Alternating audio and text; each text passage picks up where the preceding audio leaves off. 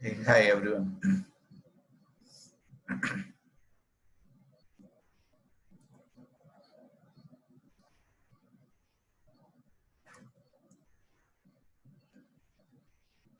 Hi everyone. Hi, Sachin.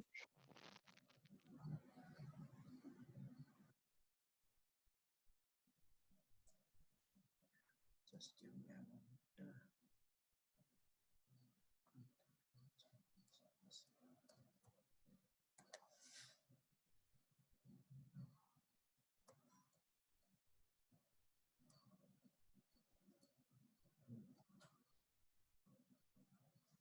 Okay, so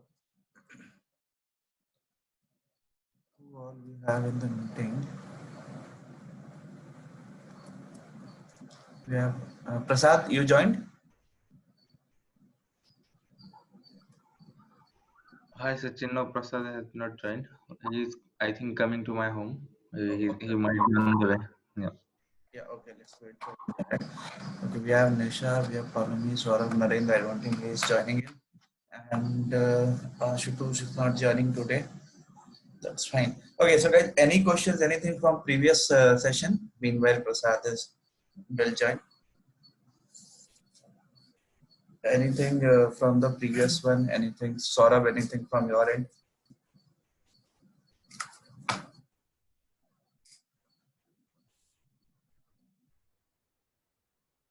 No. Okay, then I can ask some questions. So Nisha or Paulomi, either of you can answer this question: that what is the different sizes of the snowball?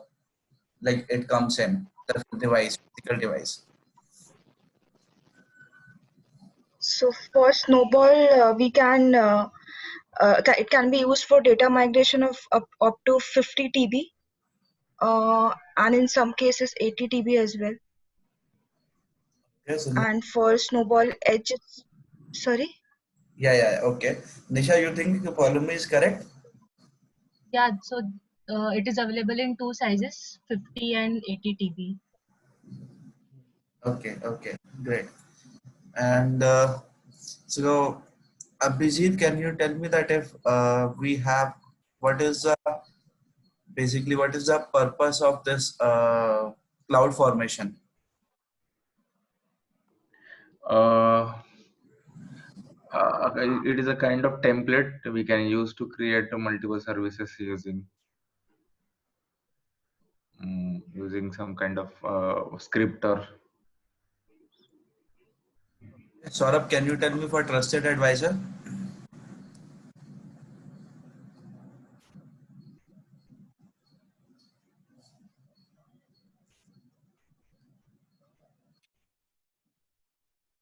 Anyone else can tell me the use of trusted advisor service? Yeah, so it is basically used for, it's a monitoring service to assess our account, like the performance and cost optimization. All things what all we can improve, or those things can be handled by the service. Okay, great. And if I have to, so can anyone tell me that if in a JSON, if I want to print the in the cloud formation when I'm creating the template, so if I want to print the basically the ID and these things, okay, my instance ID or my elastic IP and all those things, how can I print?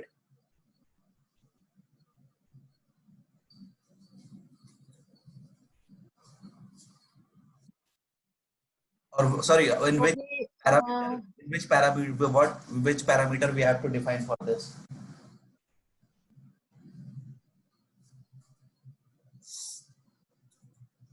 Saurabh?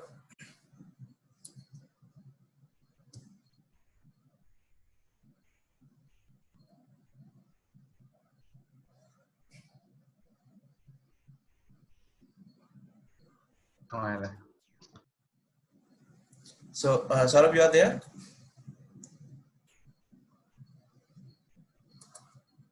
Okay, Abhijit, can you tell me?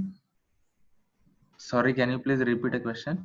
Yeah, so I'm asking if I have to print the when I'm defining my cloud formation template, so if I want to get my instance ID or my EBS snapshot ID or EBS volume ID, so in which parameter I should define that? There in a JSON we define some parameters, right? So in which parameter we should define that?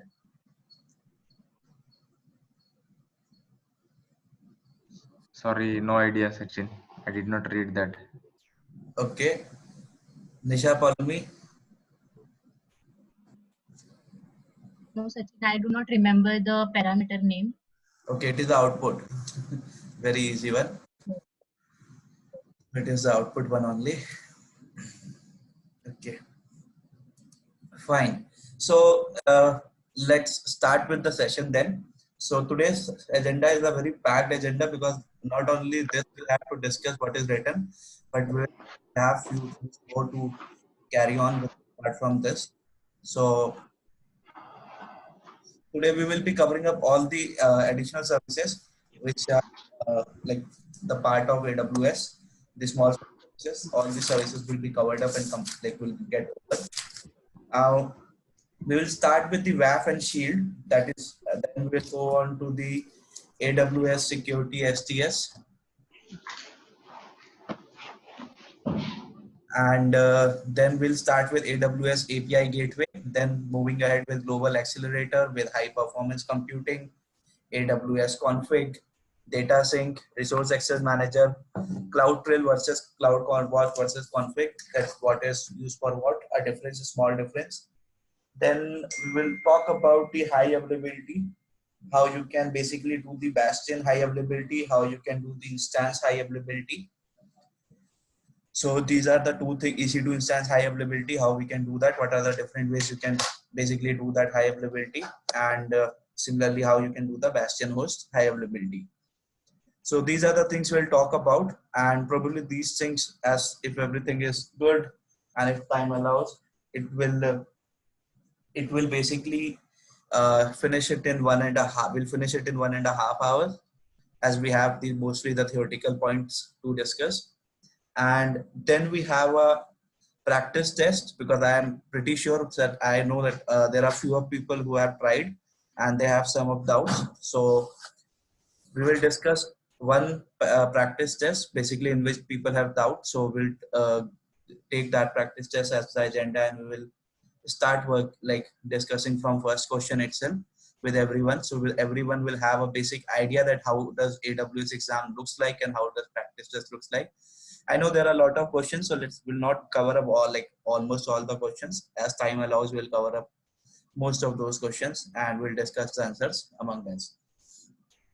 Okay, so let's start with the WAF and Shield. So basically WAF is nothing, it stands for the Web Application Firewall, which basically helps you to protect your application from any of the attacks. Okay, any of the attacks means like we have the SQL injection attack, we have the DOS attacks and other different kind of attacks which basically hackers try to do to steal your code or to steal your data. So to protect your web application mainly from those kind of data, from those kind of attacks from hackers, AWS has launched a service known as Web Application Firewall, which helps you to, which basically like acts as a normal firewall which you see in your like laptop. Also you would have seen that. Okay, how does that firewall looks like?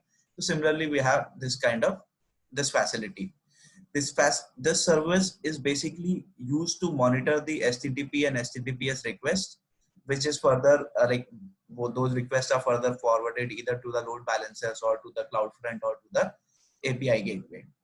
Now it also gives you control over your traffic, that you can control the traffic, as there is a firewall basically is used for this, where you can control your traffic, that to allow or to block any particular applications, or to basically to customize your security rules, or the like you have a NACL security rule. Similarly here also we have some rules with which you can control the web app, basically the traffic over the for your application.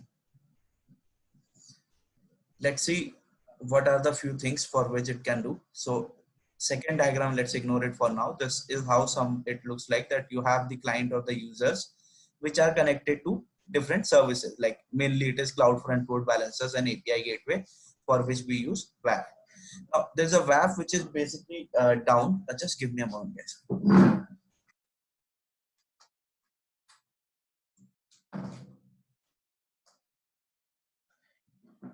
So we have the WAF service installed in between the AWS services and between the customer or between the user, which helps us to protect the from the cross-site scripting attack. Cross-site scripting means basically that hackers try to put some kind of a scripts or something in your and try to steal the data.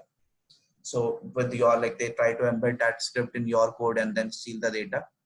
Then it also helps you to find out that to find out the source IP address. Okay, and like then you can block that particular IP address or deny, like, or allow whatever you want to do. So you can find out that from which user, like from which particular IP user is coming in.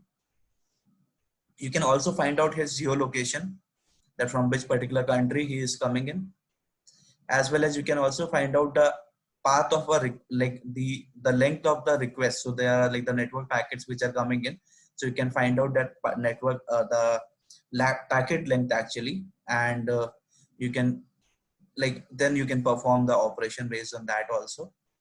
Now there is another attack which is known as like SQL injection. So SQL injection is basically used in a database where they put some scripts or some like kind of a SQL injection is one of a script actually. So which actually they put in the code and they try to steal the data from the database. As well as you can also get the information with the help of a web application for the headers which are coming with your URL. Like headers are like the authorization headers, the bearer token, and these kind of services. Or inside your query string, like when you hit any URL, and if you see, like when you hit a Google, from Google, if you try to access some application, and also there are a lot of parameters which are appended in the URL. So those are known as your basically query parameters and the query strings. So you can access those kind of details.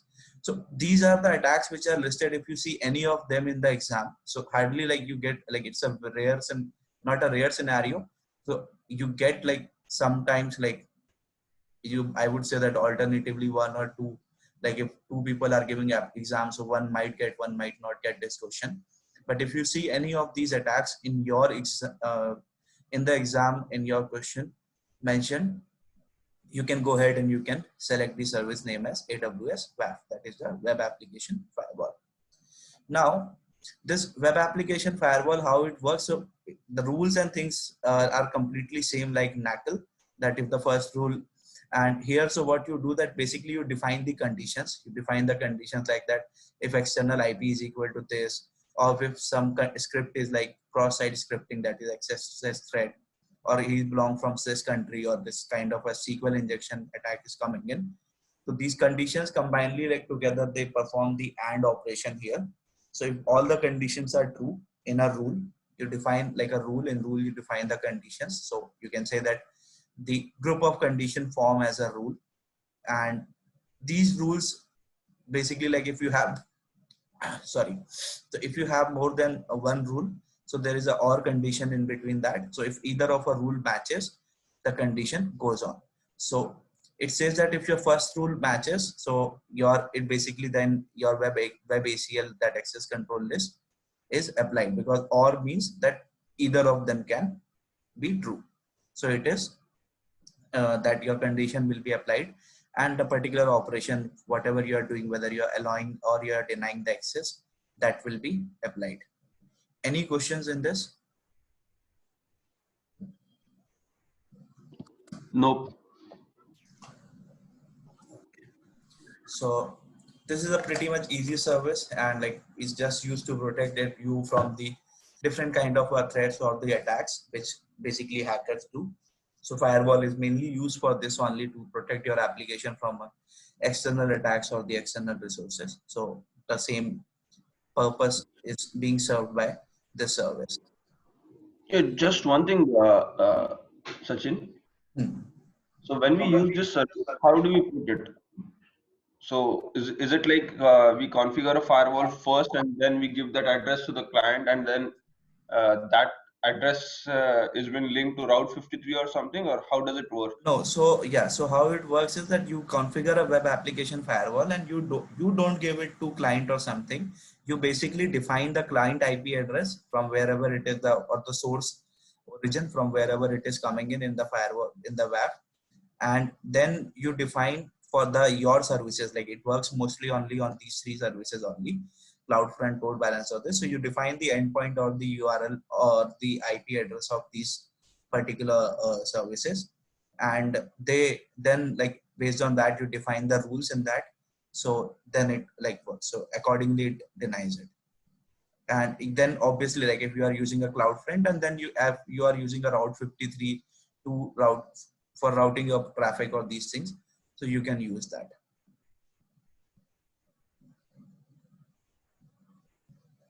So is it clear, Prasad?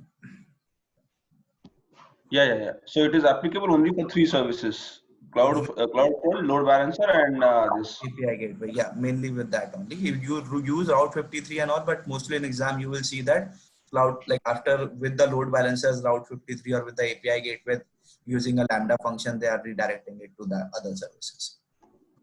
Okay, so when we make a serverless app, then we go with API gateway Lambda functions. Then we use that over there. Yeah, right. Okay.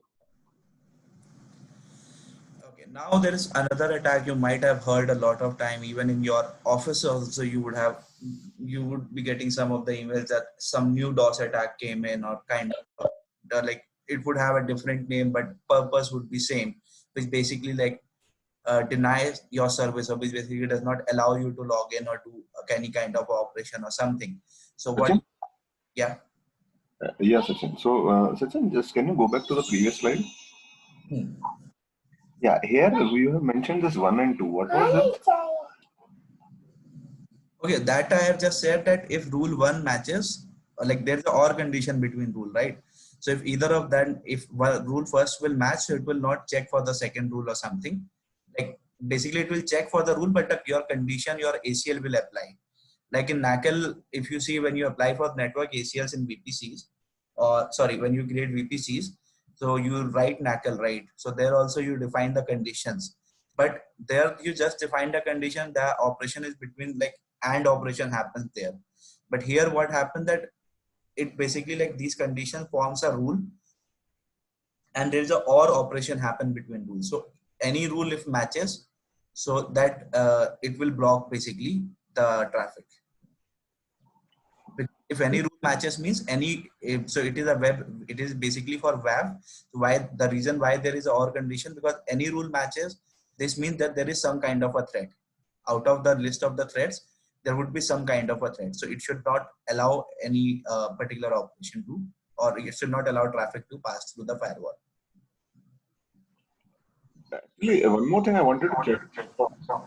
That how is it different than NACL and the security group which you provide? So I understand that we provide it on these three services, but is there any specific reason why this is there? Like NACL and all is like to pass on the so NACL is first of all is mainly applied for your VPCs. When you create VPC, your virtual private network, okay, so there you basically allow that condition. This is for the particular services, and apart from that, NACL you have to define like the inbound rule, outbound rule, which will basically like say that okay, this particular IP can go or can send out the request or can these the request. Here the traffic, or here the traffic will not come only till your services. Okay, it will be like just block as soon as client will send out a request, it will be blocked from that particular area only.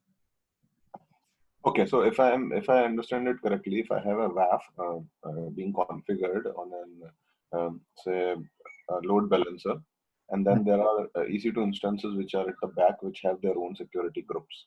So in that way, these two should be in sync. If they are not, then the request will not be routed to EC2 instance, right? Sorry, can you repeat the last line? Yeah, so my question is this AWS WAF, if I have configured on a load balancer which has some EC2 instances running in, which have their own set of security groups configured. So if I talk about IP, so if you have given an IP called 0.0.0.0 over here in rule 1, and then over there in my EC2 instance I have any specific IP, then my service will fail, right? Because these two should be in sync, WebACL and as well as the security groups, right? Right. Because if you are defining 0.0.0 means all the public traffic you are blocking, like you're not allowing the public traffic to pass the load balancer only. Like it will reach to your EC2 instance, like first it will reach to your EC2 instance after passing your load balancer, right? So it will not, like it will be denied from load balancer itself only. Correct. So my point is, if I'm giving both WebACLs as well as security groups, then both should be aligned to each other, right? Not exactly, because security group role is different. Security group role, like although they act as a firewall, they act as this, but they allow the access for the protocols and these things, right? Here, this is mainly to protect your application or protect your server. This is mainly used for your web applications, where you are protecting it from the different threats, from the different attacks. So let's not get confused between the security group and all. Security group and ACLs and these all are things like for passing the protocols, for getting the income, like although obviously all the terms would be related with the traffic, but security group will pass like your SSH rule or your TCP IP or any kind of ICMP ports or something. That will happen at a protocol level. Here we are doing it mainly for the attacks, the different kind of attacks which we are getting. Okay.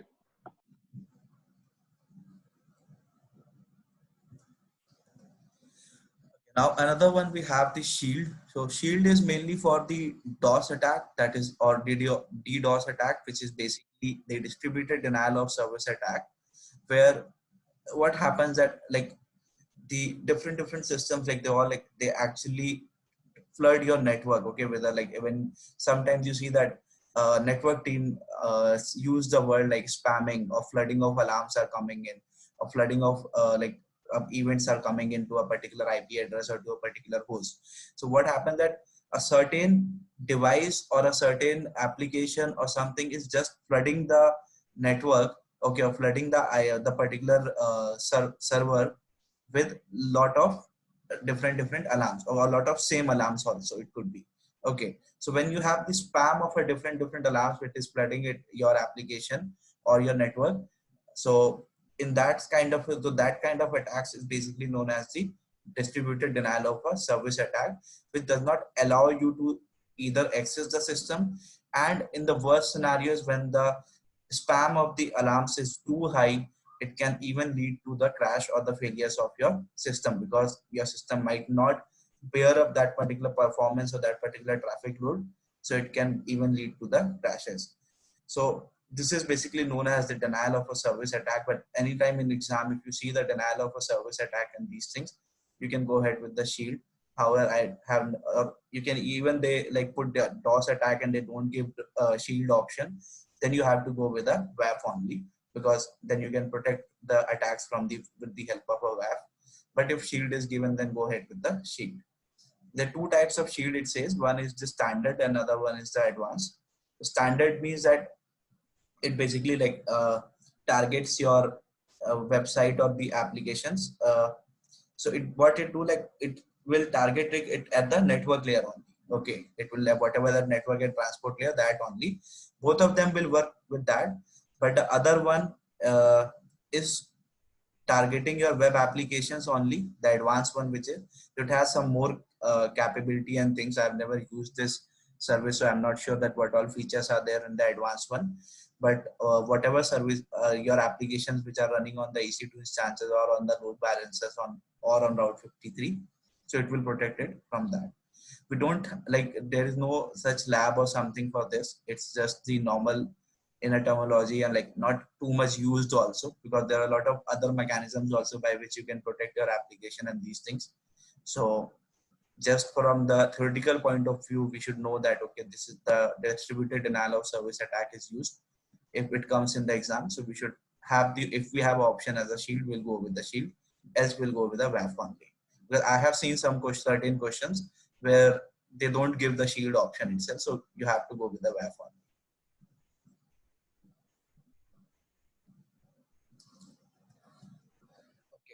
So the next one is the STS, that is the security token service, the AWS security.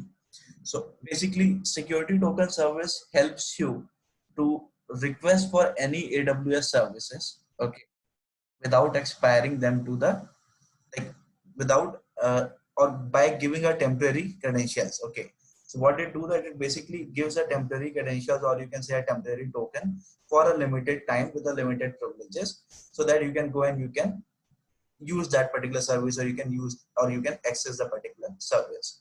So as per definition, it says that security token service is a web service which enables you to request temporary or the limited privileges, privileged credentials for IAM users or for your users to authenticate. We'll see in the demo, and there you will get to know more about this. Then what are federated users? So federated users, we know that, like, any users which are managed from the external directory systems, okay, they are like granted, then if to them you are granting a temporary access or for to access your AWS services, so those are known as a federated users. It could be like your different identity providers also, like your Facebook users or something, if you are making authentication via that also. In that case also, it comes under the federated identity providers only. So with the help of STS, you generate the temporary credentials, which helps you to grant the AWS access, which helps you to grant us access to AWS services. Now, if you guys have any time worked on any sort of integration or something, you would have heard about a different mechanism of the authentication. Like we have one, if you guys have heard about OAuth authentication. So normally, like what happens that sometimes when you integrate with any particular application, any third-party application to your application, so normally what happens that you basically exchange the token between those two applications. Okay. Now, once the token is exchanged between those two applications, it verifies that okay, the token, what the same token value has been exchanged. So it says that okay, user is like the particular user is verified, and it gives you, and the authorization is passed, and gives you access to the particular application or service whatever you are using.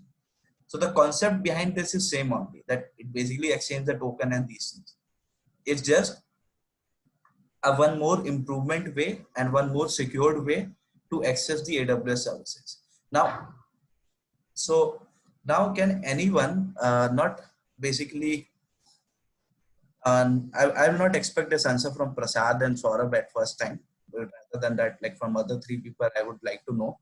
So normally I have to access my EC2 instance, okay. So, and for a particular user, if I have to give him access, what you guys do? What you guys think that what we will do?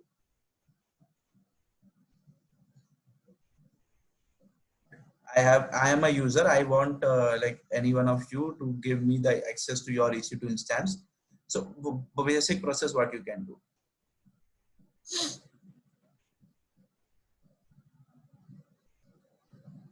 Yeah. We can, yeah. So the users can be assigned to some group, and we can provide some access or role to those groups, to the users whom we want to give access. Okay, that is one way that you can assume the role. Any other approach, Abhijit?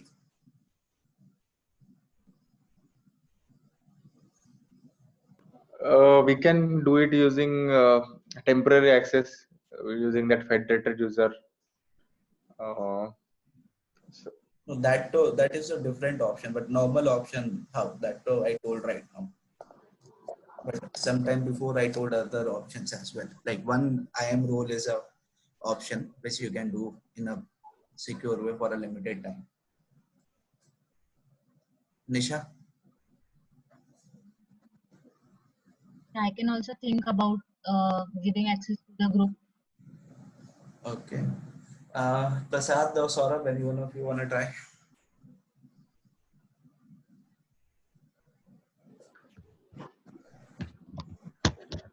Yeah, two things I can think about. First is using an assume role where one account can give an access to another account.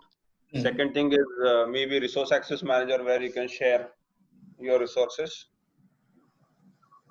I'm asking access to give resource to user. Where from resources comes in? I don't think resources and users will be same here. Resources access manager is used for services.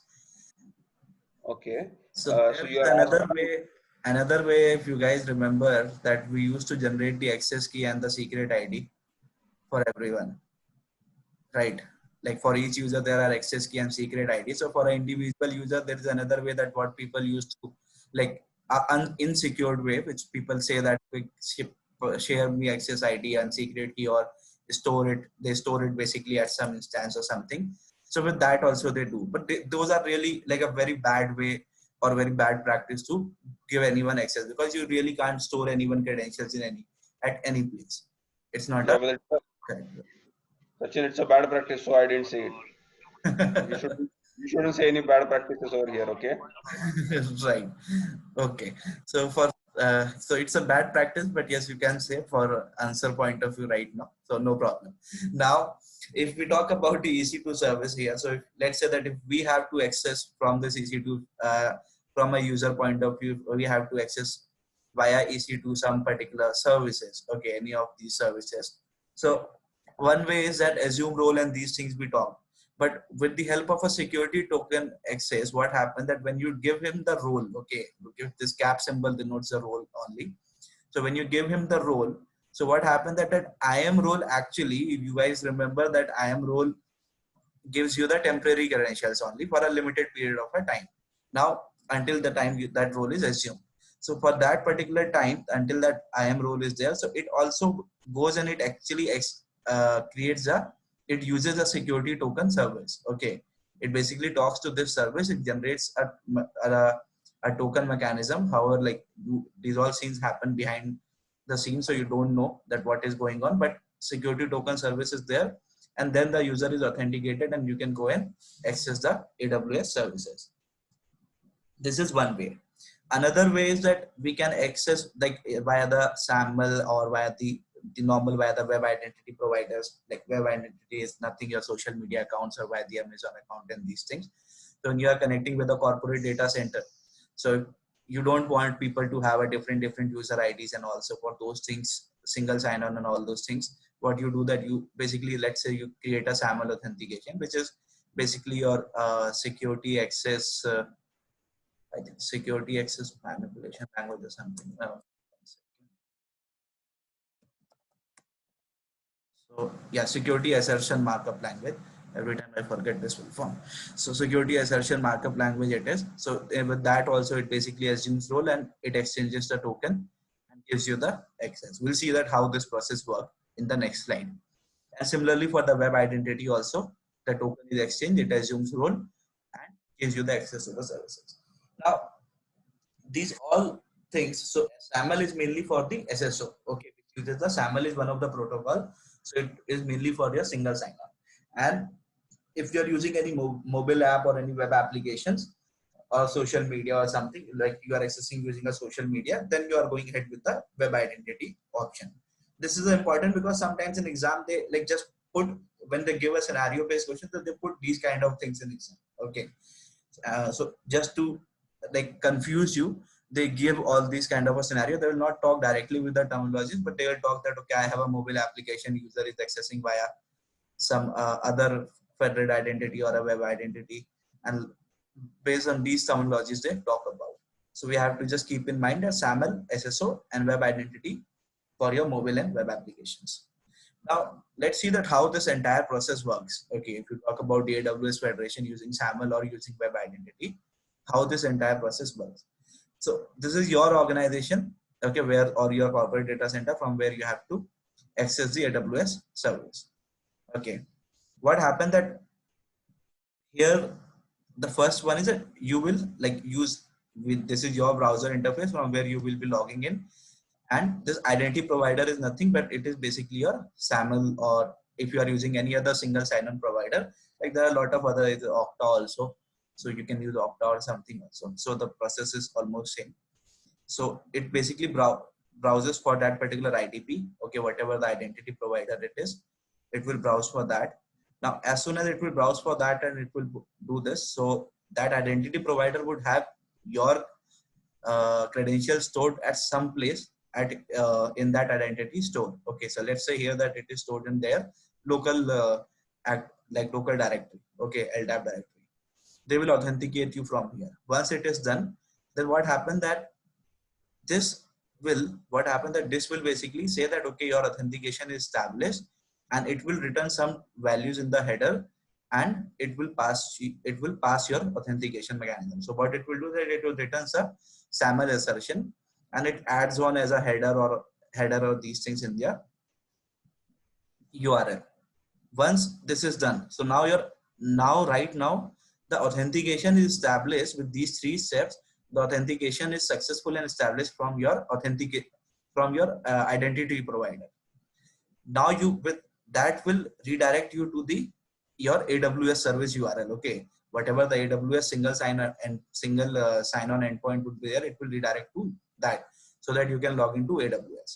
So with that, what happened that it will automatically redirect to you to the client URLs, because AWS would be my client for my organization, as I have to access AWS service. So it will be my client.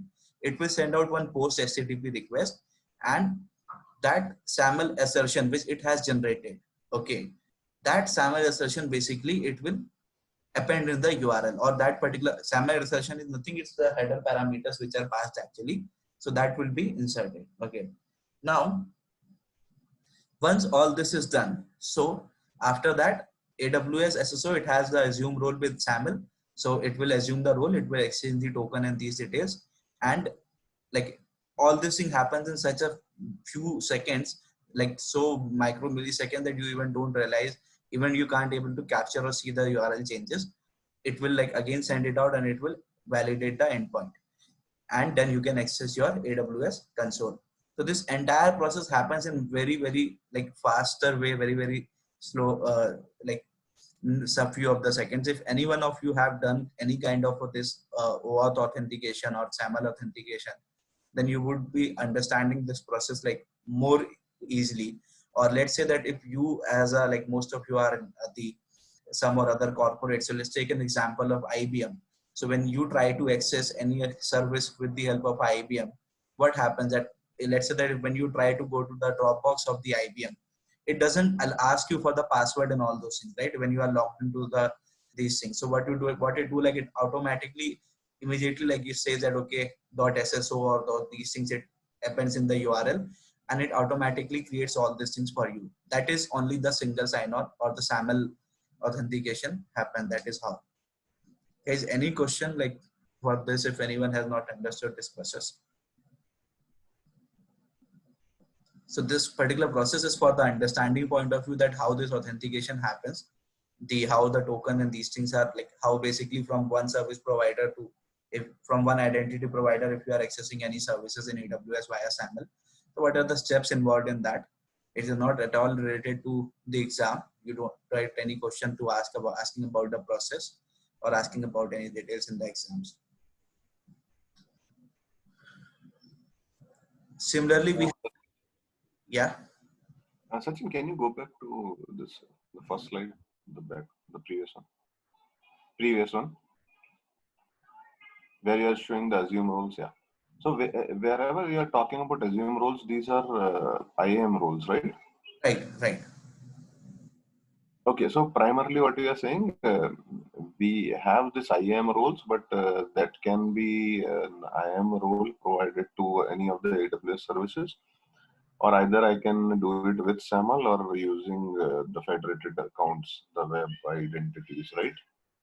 Yes, you got it correct. Basically, I want to convey this, that all these is a role only. Because it is at the end of the day, it is like you are accessing everything via IAM role only, because that only gives you the same facility like a temporary credentials for a limited time. But backend, what IAM role is doing is that IAM role is basically creating the contacting to STS service. Okay. Because if it is giving you a limited access for a temporary and giving you a temporary credentials and these things, it is somewhere it is generating some sort of token or some sort of authentication, right? Which will have expiry time. So that these tokens will have the expiry time, and it gets expired after some time. And then you might have to authenticate again. It might ask you to re-authenticate, or it might like refresh your, or there are refresh span cycles also involved. So like what happened that if the refresh span cycle will be there, so it keeps on refreshing a token. Let's say that you have defined that after 10 minutes the token should get expired. Then it will refresh that so that a new token will be generated and your authentication will be established. Okay.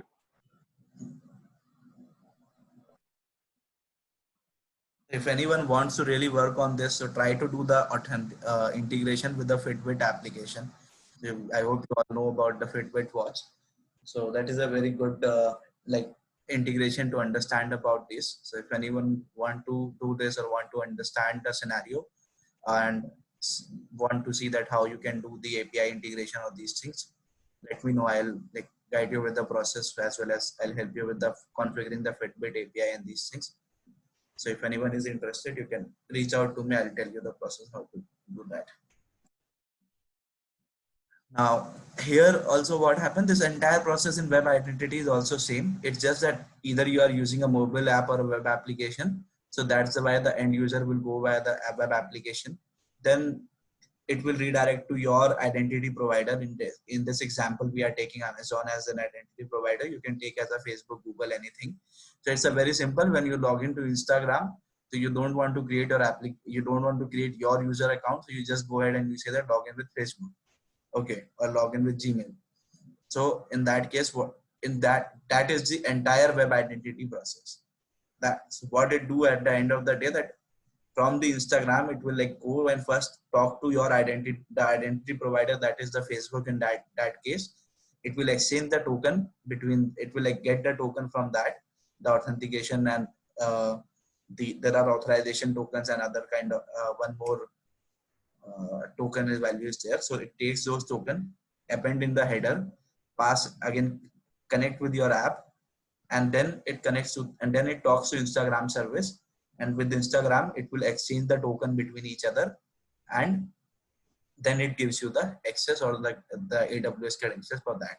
And you ever don't realize that your token is getting expired or these things, because there are refresh cycles which are like configured behind, so which keeps on refreshing your token. This entire process also works in the same way. Here they have created it via the AWS Cognitive service, as well as with the DynamoDB service. AWS Cognitive we'll be talking about in our tomorrow session. So you will get more understanding on Cognitive. DynamoDB we know, so you can see that if you want to access the DynamoDB endpoints or the DynamoDB service in AWS, so via identity provider, you can do that. Any questions? Yeah, Sachin. So when we are using, hello. Yeah. Yeah. So when we are using this STS service, I can see that like the SAML and web identity, these are based on some of the scenarios. Like when we are configuring this service, so we have these options available, like based on the scenario. Like if I want to do the web application, then I need to select that kind of authentication mechanism. Right. So when you are using a mobile app, so basically it's based on the external identity provider and single sign-on. The difference is that if you have to do a single sign-on, so you are using a SAML. And if you are using any external identity provider means Facebook, Google, Amazon, mainly in AWS, it is mainly using this, but you can like configure via LinkedIn and the Insta also these days. So Insta also exposes its API nowadays. So you can use via that also. So for those all will be your web identity providers.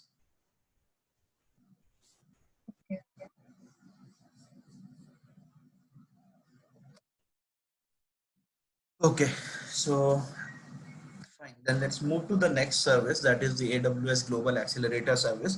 So from STS point of view, from exam point of view, don't have to worry much, because they will give you some kind of keywords like external, SAML, and or the web identity or the social media, like these kind of terminologies they do give you, okay, or a token or something they mention. Based on that, you can easily identify. So these questions are very, very easy in exams to crack it and to identify basically that, okay, whether you have to use STS or whether you have to use the IAM role or something. Okay, now let's talk about next service, that is AWS Global Accelerator. So basically this service is important because as per this service, what happens that it's always important for us to ensure that whatever the app user is accessing, okay, like suppose there are the users who are accessing your applications or something. So it's always important to make sure that they access those applications with a very reduced latency, with the high performance, high availability, and the optimized the other factors which could be there. The like cost, not cost will be involved here, but the network path and all those things, they should be optimized. Okay, so to make sure all these things, you have to understand that, okay, if I have to provide low latency or a reduced latency, high performance, high availability, and the optimized path and all to reach to your application so that users can access your applications. For that particular, to make sure that these scenarios are met by one particular service, AWS launched a service known as a AWS Global Accelerator. What it do, that it basically access the underlying global network, the AWS network only. Okay, it accesses the underlying global AWS network, and it optimizes the path from the users to your application. So path optimization means that it is taking the nearest path in these things. Okay, so that you can reach or you can access your application in a very, very less time, and which will help you to achieve the low latency or the reduced latency, which will help you to improve the performance and increase the availability. Okay. Now, this service is also important because if you see that there are load balancers, here we have the load balancers attached with these services, like the ELB. So why this service is important, because it actually keeps on checking that, okay, one of the endpoint is unreachable or unhealthy. So it can move back to the healthy, it can redirect you to the another endpoint, which is healthy or which is up and running. So this is one more important concept. Here you can it's not that only you can use the elastic load balancer, you can use the network load balancers or the classic load balancer, anything. And along with that, you use the EC2 instances to control your traffic. Okay. Yeah. So mainly from exam point of view, the three keywords which are mentioned in the slide: reduce latency, improve performance, increase availability. These are the three important keywords. Apart from that, if they give you a scenario, they will talk about any load balancer and with EC2 instance, and they will talk about the low latency or these things, that if I have to access an endpoint and reach that access endpoint or the optimize the path of that endpoint, how can I achieve that? So in that kind of a scenario, you are using AWS Global Accelerator. Or if they talk about that, if you can control the proportion of a traffic. Okay, so by the word itself, control the proportion of a traffic or control traffic, it means that you are using somewhere the load balancer, because with load balancers you can reduce the traffic and you can pass on few requests here and there like that. So these are the things. Now the pricing model for this is basically two types. One is the fixed fee and one is your data transfer fee. Okay, that's not mentioned in the slide. So fixed fee, I think it costs about somewhere 2.5 cents. That is a fixed fee. It will take only if you are using the service. And data transfer is nothing. It is like normal data transfer fees which you do per gigabyte rate, whatever the per gigabyte rate is there. So whatever that rate will be applicable for the data transfer you are doing that. So this is how the entire the service is used. Mainly this service, the AWS Global Accelerator, mainly in exam you will get the question where you are using a non-HTTP things. Okay, so mostly for the non-HTTP kind of a use cases, you will get where somewhere you are not accessing via HTTP and all, when they are not talking about a network load balancer or something. So mostly questions we get for that. And if they mention for HTTP or something, they might mention you that they have assigned some static IP. Like this is what I have seen for a few of the questions, that they tell that, okay, or they give you kind of a hint if they are using HTTP that the static IP is associated to the global X, to the basically to your instance, to your load balancers and these things. Okay, any questions guys with Global Accelerator service? So Global Accelerator, Sachin, only works with the load balancers, right? Right, right. there has to be the load balancers. Sachin, Yeah. there are so many services. You have global accelerator, then you have CloudFront caching, then you have various elastic caching. So what exactly is the practical setup? Do we send in load balancer to and CloudFront, and then we cache in CloudFront and also use elastic cache, or what? So practical setup, if you talk about, so see, practical setup, global accelerator and all is not really used too much. Okay. Because you manage all the things from the CloudFront only. CloudFront and receiver CloudFront even gives you the facility of the edge locations. Okay. Yeah. Now, apart from that, Elastic Cache is used when you are actually using a very frequent reads or something, or like kind of a same kind of a queries are being performed. Okay. Like mostly people are using a select query or the same type of query they are performing. So what in that scenario you use Elastic Cache because it will take the repetitive data and give you. Okay, then they store the data, like they will store the data in IDS also, but they will use Elastic Cache as one of this so that Elastic Cache can take care from there and it not give But any you data. also have CloudFront cache, right? CloudFront is completely for cache only, right? Yeah. Yeah, so the cache is basically CloudFront, like wherever you get a keyword as a cache or something. So you have a but CloudFront can mainly act as a CDN service, right? Because it basically works for to this for the traffic distribution and these things. Because if you are accessing, as it uses the edge locations also to access the service and all, it will take the nearest edge location and allow you the access. Yeah. Yeah, so CloudFront cache and this Elastic Cache is a completely different. Elastic Cache we'll talk when we have the uh, this database related stuff or any data storage related things. Correct. So practical scenario, like ideally, so see, as I mentioned earlier also, that people are using AWS and all, but to be honest, all these services combinedly together, when you talk about these additional key services and all, there are very less which are being used because normal scenarios, like unless if you are working on a big data or kind of a very high very high data retrieval kind of application or something, then only you use like these snowball and these other services. Okay, but otherwise mostly in any of the company you go, like I have seen that we also like use mostly the EC2 S3 and your EBS volumes. Will talk about taking these snapshots and these things. We'll talk about the load balancers that okay, from we are having performance issue, then this, so we have put up the load balancers. Then we'll configure the auto scaling groups just to make sure that the high availability and these things are kept are maintained. So we do the high this auto scaling groups and all. And apart from that, most of people or most of companies, they work to deploy the applications on the cloud. Okay, so when you talk about a deployment of applications on the cloud, then in that case you guys will be required because you guys like are architect on, some of you would be in some time. So as you guys will be architect and these things would be there, so they will ask you basically that okay, this is my application, this which I have to deploy, what kind of a services, what kind of a scenario, like what kind of configurations I would be using for this. So now it depends on their applications. Most of the scenarios and most of the companies are doing this only, that migrating their applications to cloud so that they can save basically at least the infrastructure cost. I'm not saying that they are going to save much of a cost using the cloud services, as cloud services are also costly when you use on a daily basis, but they will save up the infrastructure and these costs.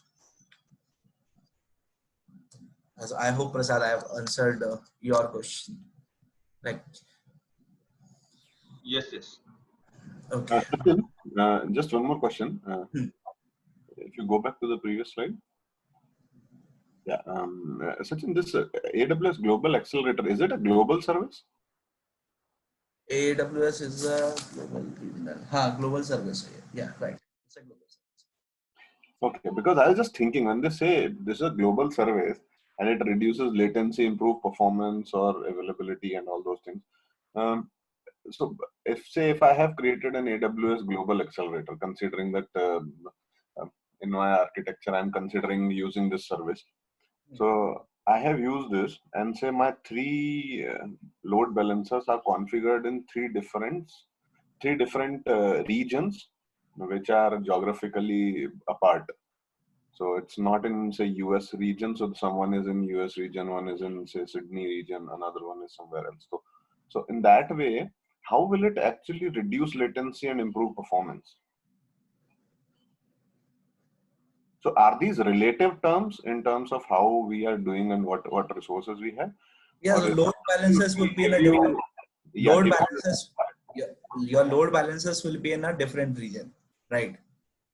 And it all will point to the global accelerator. This is how like the global accelerator will be connected to your different load balancers. So you will choose the region for the load balancers in which it is configured, and from there it will help you to reduce the latency and these things.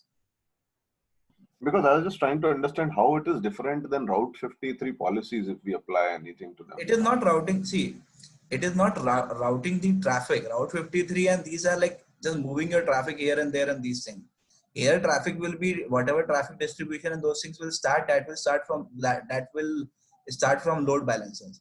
It is just as it is using the underlying AWS network. So they assume that AWS network is like at a very fast speed and all those things, which will help you to achieve the parameters which are written here, as well as it will use the nearest location or nearest path to share you the data. That's the reason the global service used, so that it can be like if your region is from a Sydney, so and you are trying to access any service which is in a Sydney region from a US, so it might be like you taking some other path, okay, the network routing path which we call, and so that your path can be optimized, and like rather than the speed which you are getting from US to Sydney, you will not get that speed when you use global accelerator service.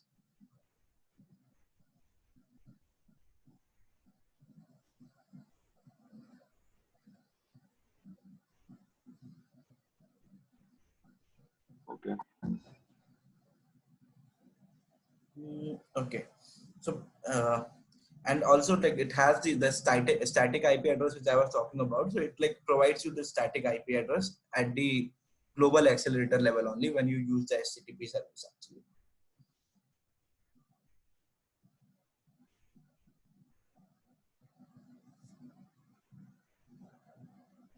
So AWS documentation says that it reduces the traffic by 60% actually. So it basically, sorry, not traffic, it improves the performance of your traffic by as much as 60%. And it says that you like, again, you can go ahead and you can check that like when you use the AWS global accelerator service with the help of the speed comparison tool which we have. Okay, and so there are 2-3 things important, because the traffic improvement, latency, and these things are there. Apart from that, make sure that the health also it monitors, because this kind of sometimes it gets confusing in exam, that so that it monitors your health, and that health monitoring is within 30 seconds. So I missed that point. Health monitoring is within the 30 seconds only.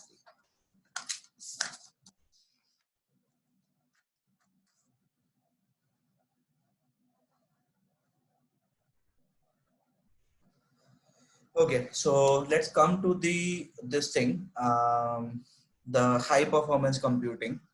So see, high performance computing is like, I don't think like it's the service or something. Yeah, definitely it's a service where you define the things, but it's combined of different services. Okay, performance, you will talk about load balancers.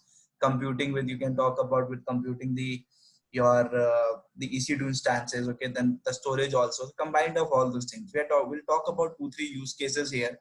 Okay, which will tell you that in what kind of a scenario basically you use the high performance computing. So we'll study a little bit biology also in next use case. So now cloud is one of the like best place. Actually, we know that by now that to store any data and for the performance and these things, you can't, like whatever good infrastructure you have, you can't get that performance to that optimal level, as they provide different other factors and different other services in the cloud provides. So from your on premises, you will not able to get that kind of things. So to create so basically what you do, that if you have to get normally, if you have to get any of the high performance, or if you are getting a performance issues and these things, what you do, you increase your EC2 resources, okay, or you add up more resources, or like the load balancers, or you do the auto scaling and these things, so that it would be like cost effective, the performance effective, the storage and all these things will be up, the application speed will go high. These all things you do.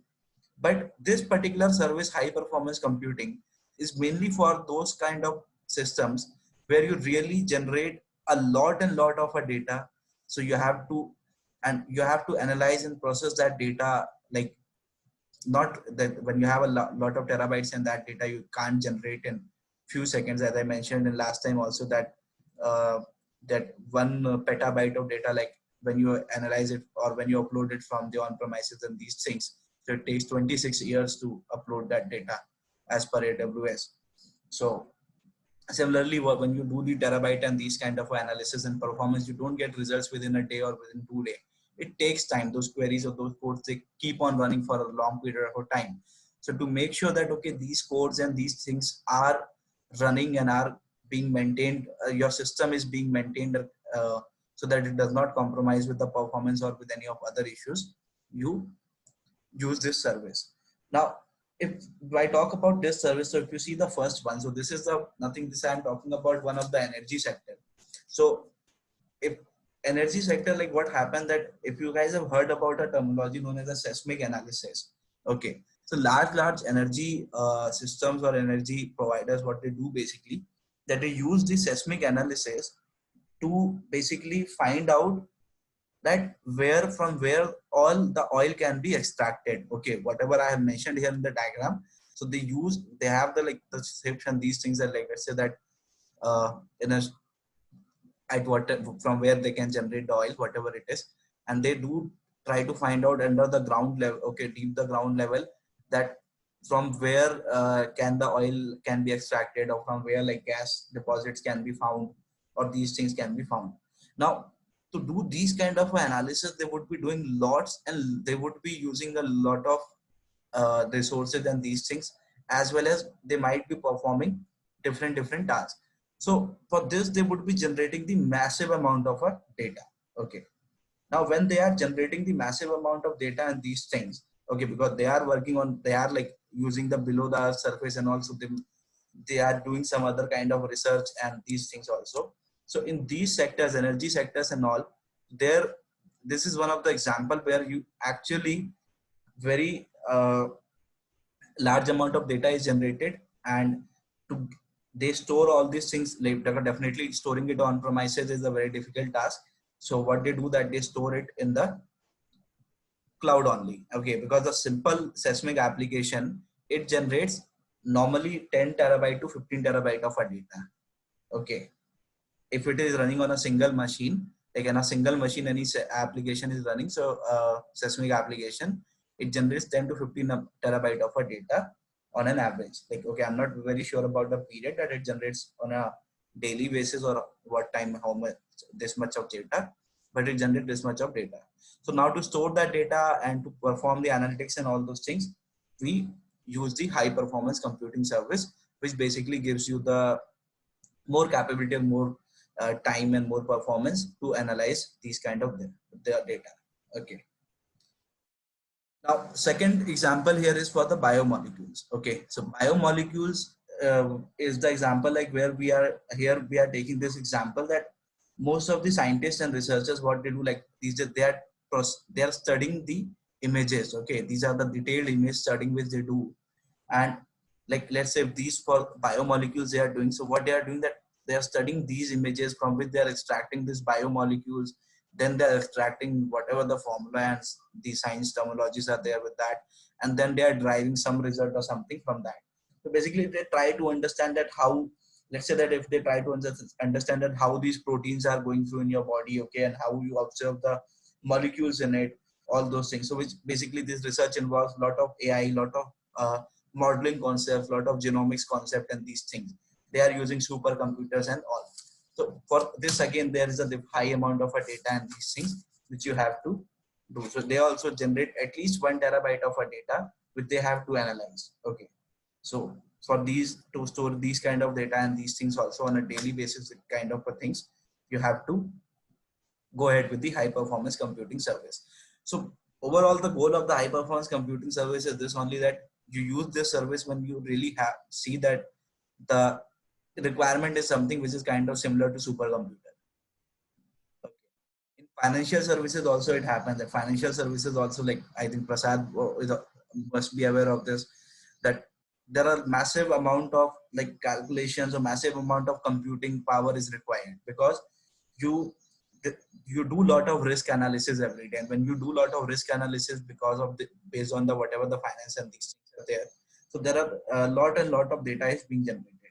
Apart from that, there are a lot of manual tasks which happens in the finance industry. So you basically, they are trying to create the AI powered systems, as well as they are trying to automate and do these things. So in these kind of scenarios also, again, they are using these services. Now, what are the, like from AWS point of view, it says that if your data is growing very fast and these things, okay, when you have basically a dynamic kind of architecture, okay, when you have dynamic architecture, okay, so dynamic architecture means your data is growing fast, you have to anytime increase the resource, or do anytime your CPU is utilization is like very high, or these things. That's those kind of scenarios, you go ahead with the HPC. It says start from data means you basically also you want see that what is the origin of a data. Why you see the origin of a data? Because from that you can understand that, okay, how much data can be generated. From a finance point of view, you can understand that from finance industry itself, or a particular finance company is there, so it can generate massive amount of a data. We saw that an energy company can generate 10 to 15 terabyte of a data. So that's a huge amount of data.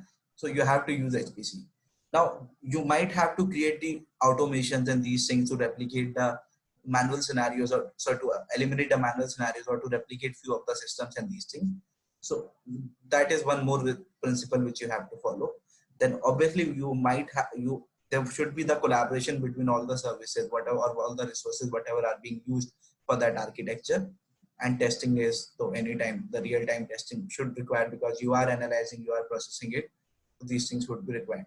So these are the mainly, these are the 5 principles on which this HPC is basically designed, and considering all these scenarios. So I'm not sure that what are the services it says. 1 second.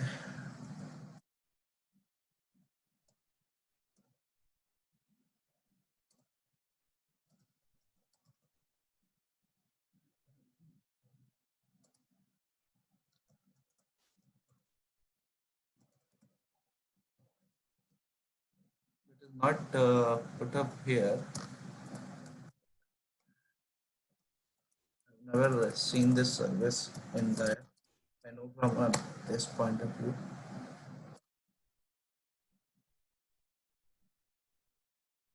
So if you want to like see this, so it says that, so you have to set up your HPC clusters and these things. So this is a completely different infrastructure which they provide, which you don't get it like in your normal AWS console. And so these are the few benefits it gives you, like the cost effective, obviously cloud is there, flexible configurations, faster result. And it says that it determines your compute networking and storage for your whatever the HPC resources and things you're using. It creates a cluster and accordingly like uses AWS parallel clusters and all. Submit the job like by using the job schedulers and all, and then you can visualize your results or like perform the operations and these things. So these are the few of the services which it actually use when it works for this. So you see that whatever services we are using, all these services are itself or are of very high perform, like give high performance and gives high capabilities. Like Snowball, we know that it gives very high. Snowmobile as well. Direct Connect, we know that when we connect with the on-premises and these things, it is again a very good service. In compute, we know that the EC2 spot instances and the auto scaling, the placement groups, the enhanced networking, EFA, and VPCs. So these would help you to have a private network, and these would help you to give the high compute capacity storage. high compute systems with storage provisioned IOPS, because it provides a minimum like 18,000 IOPS and these things. So it will help you with that. So this FSX is for the SA 02 exam, but I'll cover up in tomorrow's session. I'll cover it up, and storage and all these things. So these are the services and things which you use for HPC systems, and mainly you define it the HPC for these kind of principles, and when you have mainly for the dynamic architecture. Dynamic architecture is the main keyword which you mostly get in the exam. Any question, guys?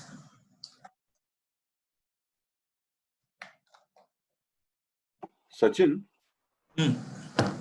you said in the storage it used provisioned IOPS, but you are talking about the high volume of data. So why is it? Why are they using provisioned IOPS? Because I think in that case, HDD would be a better option when you are saying petabytes of data and all those things. So provisioned IOPS is, so that is the EBS volume type they are using. Mainly I think why they are using this is for the IO operations. Okay, the reason because provisioned IOPS provides Amazon EBS with provisioned IOPS. It provides us very high IOPS, right? 18,000 IOPS per second. So for that, apart from that, they are using EFS. Yeah, correct. IOPS can be used for that. Maybe I can relate to IOPS, but there's no else. Basically, HDD mentioned over there in the storage. So are they using S3 or EFS maybe to store other types of data? Yeah, it could be. It could be because general purpose definitely they will not use, because these kind of data will not be frequently accessed, because you would be like frequently accessed means you will not perform the select query and these things on such a large data normally, until unless you get a particular visualization of these things. This is what like my understanding. Like anything is good.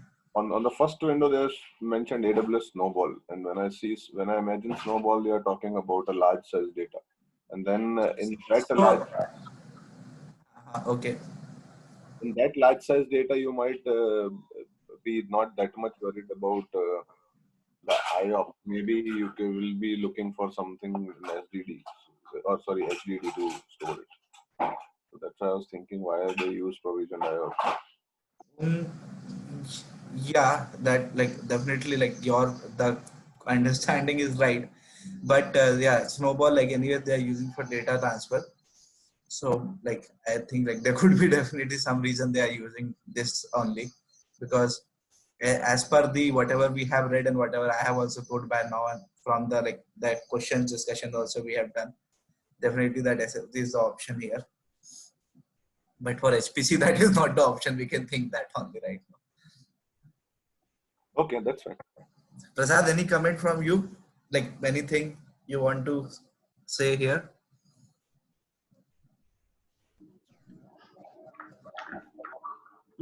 The HPC question sometime before. I had asked you, Right. and you said, yeah, you said it's HPC related. I think you will get to know when we will cover it. I'm just not recollecting the That question. question now. Okay. Okay. Yeah, it was in practice just 5, I think. I think so. Not 5. I think 2 or 3, because we discussed only till 2 or 3 only, na? We But anyway, discussed 3 only, yeah. we can discuss it afterwards. Okay, so fine. So just like see, this is like dynamic configuration. I saw the keyword as a dynamic configuration only. I remember for the like the answers for the questions where I used HPC. So that is one thing. Now another thing is the AWS config is now another service. So this config, like how many of you are aware about the ITIL process, the Information Technology Infrastructure Library? I think every one of you might be aware. Is there anyone who is not aware of that?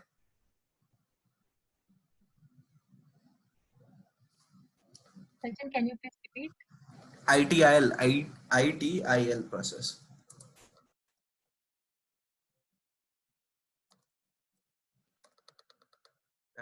So are you guys aware about the ITIL process? Like if you guys have any time worked on the incidents, problem changes, these tickets, or like normally ITIL process we follow in the industry. Okay, so let me just tell you. So ITIL stands for Information Technology Infrastructure Library, which has different stages, and like for the daily use or followed basically like when you actually work in the incident management, change management, problem, and these kind of scenarios.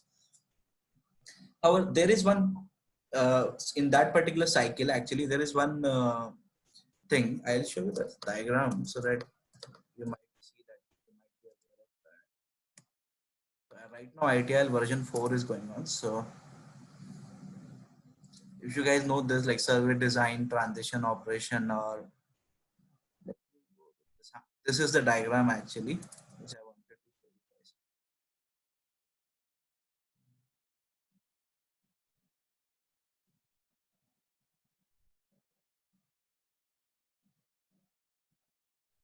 Let's leave it. So here, if you see, we have the configuration management, available management, and this is so mainly it's related to the like if anyone has worked on HPSM tool or ServiceNow tool, with that you can able to like relate it more easily. This is one of the framework actually which is being followed when you work on these kind of tools normally also in IT. So configuration management is one system there, okay, in this entire cycle. Like for service transition cycle, it comes in. Basically, what it do or how it help you that configuration management. What by the name itself is clear that something has to be configured. Okay. Now there are your assets. Okay, assets or your whatever the hardwares and these things are there. So resources are there which you configure. So those it calls it that the assets or it calls it that the CI items. That is the configuration items. So that same concept applies here also. AWS has launched its own service, okay, which basically allows you to assess, audit, and evaluate your AWS resources. So there are three keywords: assess, audit, and evaluate your AWS resources. So this is a service which basically helps you to assess, audit, and evaluate the configurations of your resources. So it keeps on monitoring whatever the changes you have been done to your configuration. Okay, let's say that for your EC2 instance only, if you are going from M4 large to M4 medium or M3 X large or something. So for those kind of scenarios, it keeps on monitoring the changes and store it. Okay, and it like based on that you can actually see the and analyze the whatever the configuration changes are happening. So mainly the service is used for the configuration changes. Okay, and you can also automate, like once you have recorded the configurations and these things, you can automate it, and it is mainly helpful for the auditing purpose that okay how this why the configurations are being changed or how much configuration has been changed, and is it not impacting my security or is it not having any particular threat or risk to me if I increase this much of configuration of these things. Okay, so for those particular scenarios only we are using this. So exam point of view, two important keywords, compliance, three important keywords: compliance, auditing, and configuration management. So this is the three keywords which we use from exam point of view. Let me see the AWS config service. So this is the service which says that track resource inventory, and this is the next.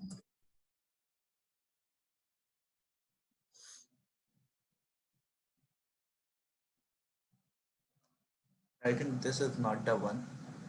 I opened the wrong one. Yep, this is not the one. This is something different. But it also do the same thing, that application configuration. So it is mainly for the app configuration and these things. So if you create the configuration data,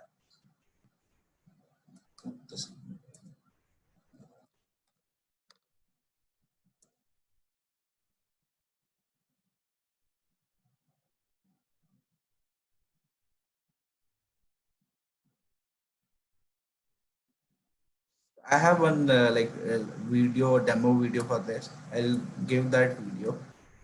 Like that is like in my loop, like not at this system, but I'll give you that video.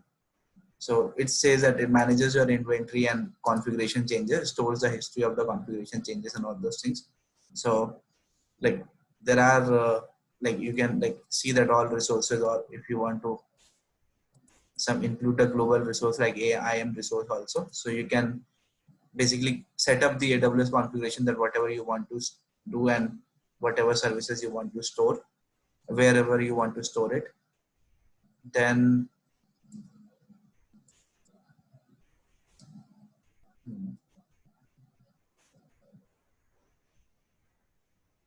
if you want to create notifications, you can do that. Okay, it will create a config service link rule also. And there are some rules actually, like for which basically it has to check and alert you, like the if encryption rule is enabled or something, the HTTP redirections, the logging has been enabled for the API gateways and all these things. So it will check all those rules. So there are a lot of rules and things which are configured. You can create, like select any of the rules, and then you can save and this thing. So mainly just if you want to record the configurations or the history of, if you want to see that what all configuration changes are being going on in your in the resources which you are using in AWS, so you can use this particular service.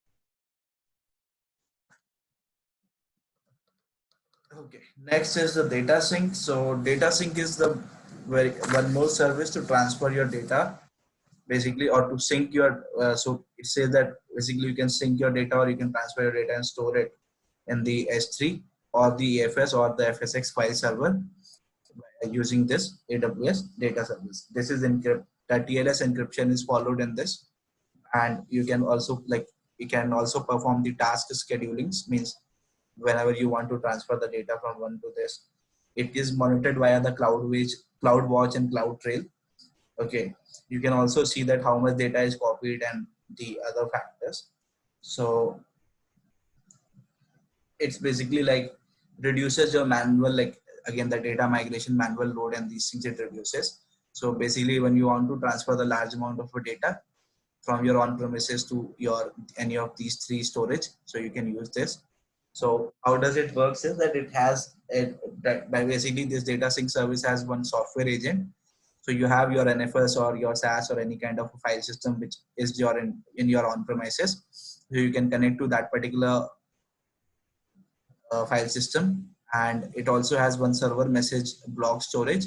So you create these things, okay, and with that help of that it can transfer your hundred of terabytes of a data, that is petabytes of a data, and it says that the performance is 10x than the your direct connections or your internet.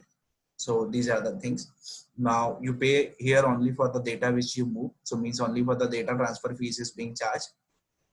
So this is the, we can see this particular service also.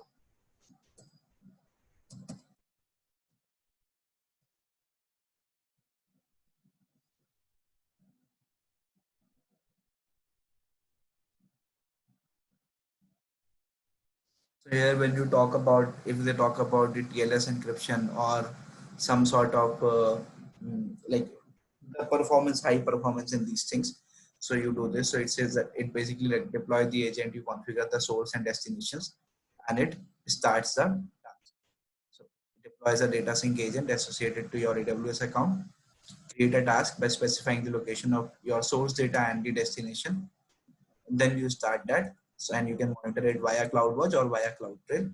So that is how it helps you to transfer that. And you pay only for the data migration, whatever the data you are transferring. So if you see here, so what happened that if your hypervisor or something is, if it is on the, you're basically can deploy, you can download this image. So this is the ISO copy only. It's nothing much. You see that if you open this, it was an ISO copy. I'll cancel this right now because it's a huge size. So it is like for your VMs and all, like if you are on premises, it is running on a VM and all. So you with help of this, you can deploy the agent. Okay. And now it provides basically these three services only to connect with. Okay. Either with the VPC endpoint, the FIP service and the public service endpoint, through which your agent will connect to. That is your on-premises resource will, and the AWS resources will communicate between each other. here when you deploy the sync agent and also you get a particular agent address, so you write that agent address and all those things, and once all these things is done, so you get the key which will be exchanged, and then you create a task and then you start that task basically. So a 3-step process, but mainly from exam point of view only, it asks that if it is used, any large amount of data is being transferred on a, so mainly they don't give about S3 or EFS, they talk about FSX file server and these things. So, or they talk about NFS and the server message block storage. So you have to go ahead with the data sync service.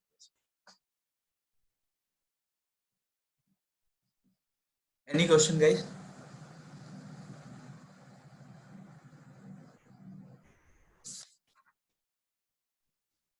Again, you guys would be thinking that how I'll get to know that there are so many data transfer services.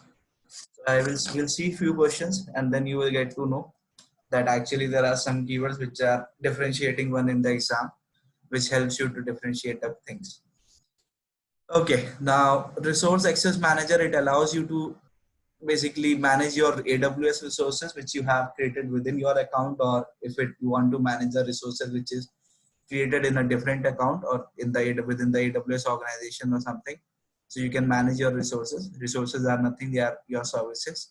So you use these things basically like, or you create the multiple accounts basically to like manage your billing, and like as a consolidated billing feature is there. So you do use for that to manage the different accounts for a dev, for a prod and these things, and some kind of administration task and these things. So it eliminates the need to create duplicate resources, means when it manage and these things, so it sees that, okay, if for a particular account any resource is created or some like kind for the some things, so it does not allow you, or it like it just notify you or say you that, okay, a resource is created or something.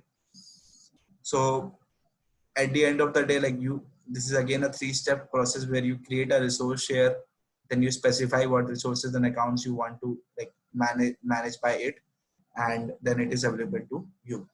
Let's see that also.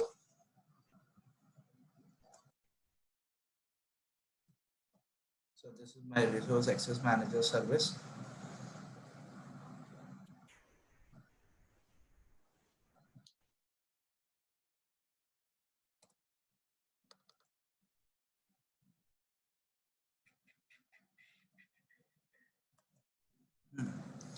So here, like you create the resource share, you give it the name, and so you can select the resource type. There are like, these are the resource types which it actually allows you right now. So you can select whatever the resource types are there. Most of them you would think as a new one. So some of them are related to the DevOps one, some are related to the AWS Ops works and these things. And once you have selected the resources, you give the account number or the OUID and these things. So once that is done, then you create the resource data. But the very important part is that you have to go to settings.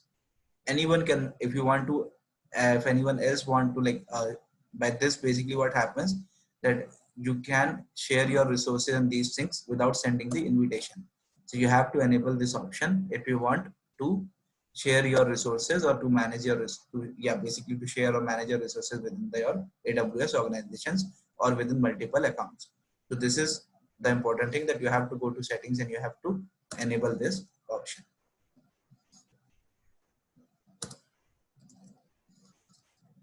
Okay, so I think this is a pretty much easy service. Easily you can identify in exam also. Now, next one is that how you can differentiate between the CloudTrail, CloudWatch, Cloud and Config. The reason I have put in this slide, we have already discussed now all the 3 services. So the reason I have put this because I just want to make sure or make you guys are familiar with the small keywords and what are the key things which you have to see if something comes up related specific to this service. However, most of the time this kind of question comes like combined with some other scenario only. So CloudTrail is used for auditing. CloudTrail is for auditing. CloudWatch for monitoring. Config is related to compliance. Auditing means that who made the change, what changes were made, which location and all. Means like most of the time we are asking questions on. that who did this, who did that, and all, which you normally do in your everyday life. Like how did that happen? How did Corona came? These kind of things do. Now, monitoring, you will are collecting the different metrics based on it, like resource monitoring the different resources, sending the alarms and all, the CPU utilization, memory utilization, and lot of other metrics we have for each and every services. Config, we just saw that it's mainly related to the compliance, which where you are actually checking that what configurations has been changed. Okay, is the resource, like when you see the rules and also the config rules and these things, so there you might have saw that it is a non-compliant or it is a compliant. So you are checking with the security policies and these things. Based on that, you maintain the change log or you save the history of your configuration changes items which are done, and you access this. This is just like, it's not that this is only the difference. There could be more differences. I have highlighted a very major difference, which basically gives you a clear idea that how it looks like. Any question here?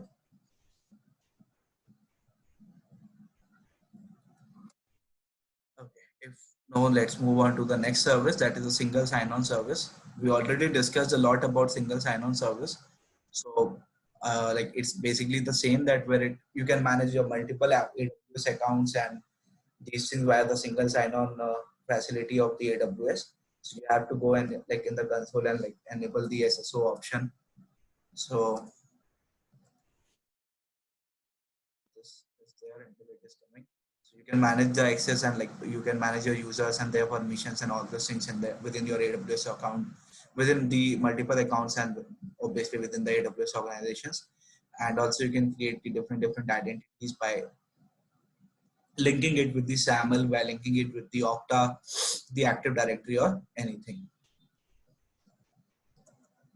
So here you have to first click on enable AWS SSO. When you click on enable AWS SSO, it will enable that AWS SSO. I'm not going to do that for now.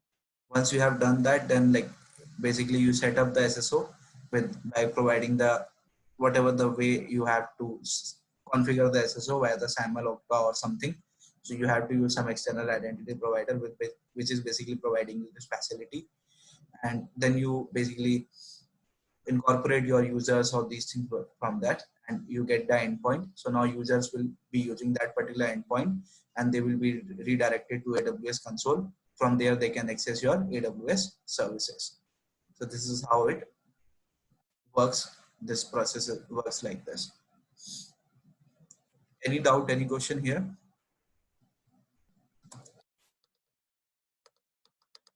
Okay, if no, so let's come to the another point, the three important point here. So I'm not sure that if anyone has heard about these things or not, but what I've done here is that I'm just trying to combine few of the caching strategies in AWS. Few minutes before we were talking about that CloudFront is also doing caching, Elasticcache is also doing caching, Redis is also doing. So here I'm just trying to correlate all these things. So basically what happens here is that your client, like it's trying to access suppose like CloudFront, API gateway, or some application logic, and these are the scenarios with the help of which these caching strategies. So with the help of a CloudFront, like definitely it like takes the repetitive data or the URL for the traffic, the cache information. Based on that, it redirects your traffic. Okay. The API gateway helps you to, the API gateway helps you to increase your this thing. There's a TTL concept. Basically, it's for the one of the protocol. So it helps you to when you perform the caching operation with the TTL. So it helps you to improve your networking performance and the TTL protocol things. The application logic one, that is when you use the EC2 or the Lambda. So if you enable the caching or if you apply caching with the help of a Lambda and you store the data in RDS, and then from RDS you are storing the data in the Redis or the which is the cache database, the in-memory cache database. So here you are saving the computations, and of course a cost is also being saved and the latency is also being saved. Okay, so this is how it can be like related from CloudFront as like basically whatever like the data or things it is fetching, it is saving it to the S3. So these are the different strategies basically with help of which you can do the cache. One is the CloudFront, we all know. One is the Redis, which is in memcache. Elastic Cache is also there. API gateway, you can use caching with that also. And you can use the caching with your EC2 instances, but you have to use those things via the Lambda, or not via the Lambda. Then you are storing in RDS, and then you are storing from RDS to so in parallelly, sorry, you are storing it to the any of the Redis or the Elastic Cache database, so that whatever the frequent queries or whatever the repetitive queries are there, they will be accessed from this only.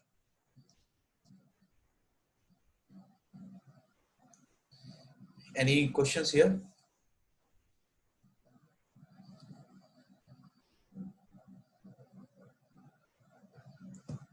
Sometimes I have to check whether that people are really there or they slept. Okay, so Bastion high host high availability. Now this is another to make sure that how high availability and these things can be maintained. So normally, let's assume that you have a VPC, then that you have two availability zone. In each availability zone, you have one public subnet, private subnet, and in another availability zone, you have this. So here, what basically they are doing that you are connect now, as there are two, so one available, so you are connecting it via the load balancers. You are using a network load balancers and installing network load balancers in each and availability zone, so that when if user is trying to do the SSH, so network load balancers can redirect your network load balancer can redirect it to this particular port, to this particular availability zone. Let's say this is A and this is B, so it will redirect your user to A. Okay, but in some scenario, and from A, you can Bastion host from, you can do SSH and you can access your EC2 instance, which is in private subnet. Now I hope you guys remember that Bastion host is just a jump server, so which is actually used to access the resources which are there in the private subnet. If this is down, if this is gone, in that case, what you will be doing, what load balancer will be doing, that it will redirect it to this. Okay, so you don't have to worry the failover, and these things are being done by this network load balancer, and the high availability is maintained. So Prasad and Saurabh, I'm not sure if Saurabh has practiced that test or not, but Prasad, if you remember, there was one question in one of the practice tests, I think one only, where it has given that there is a scenario where Bastion host is there, where two EC2 instances are there, but they have mentioned that there is only one network load balancer, and what is the bottleneck in that bottleneck here, to make which could basically lead to the failure. Okay, and the answer was network load balancer only. So for that particular scenario, this diagram is completely we have this particular diagram. Okay. There was a question for a bottleneck. Saurabh, you have tried practice test one? The one which you have sent, right? The one which I have shared in the drive channel. I have, but not completely. So I do not remember. I have seen. I think this question is after 30, 30 or 30, yeah. 30th or 40th question, like that it is. There is a one question you guys will see, and for that kind of scenario only, this is there.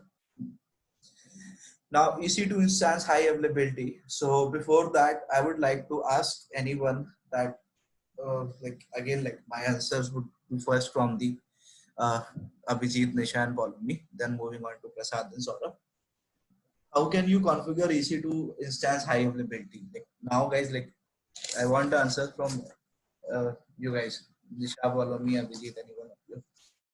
We are about to finish the course, so classes, and I expect the correct answers from all of you. What are the different mechanisms or ways you can configure high availability?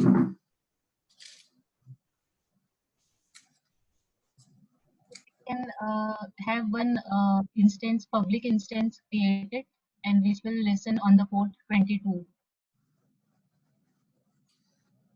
Will that, so you are saying that we will have a public EC2 instance listen to port 22, right? So that will be our testing host. With high availability, so you got what do we mean by high availability, Nisha?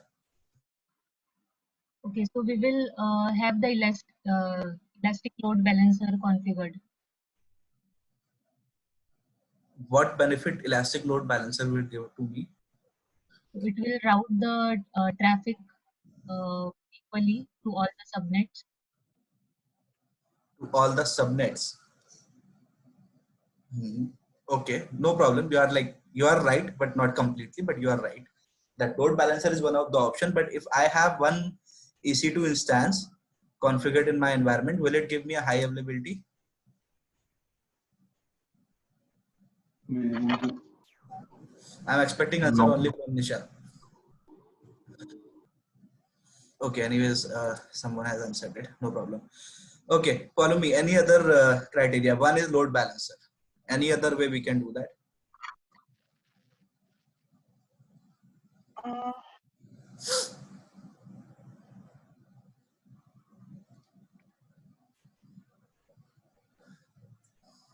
So guys, one thing, like, just I'm not trying to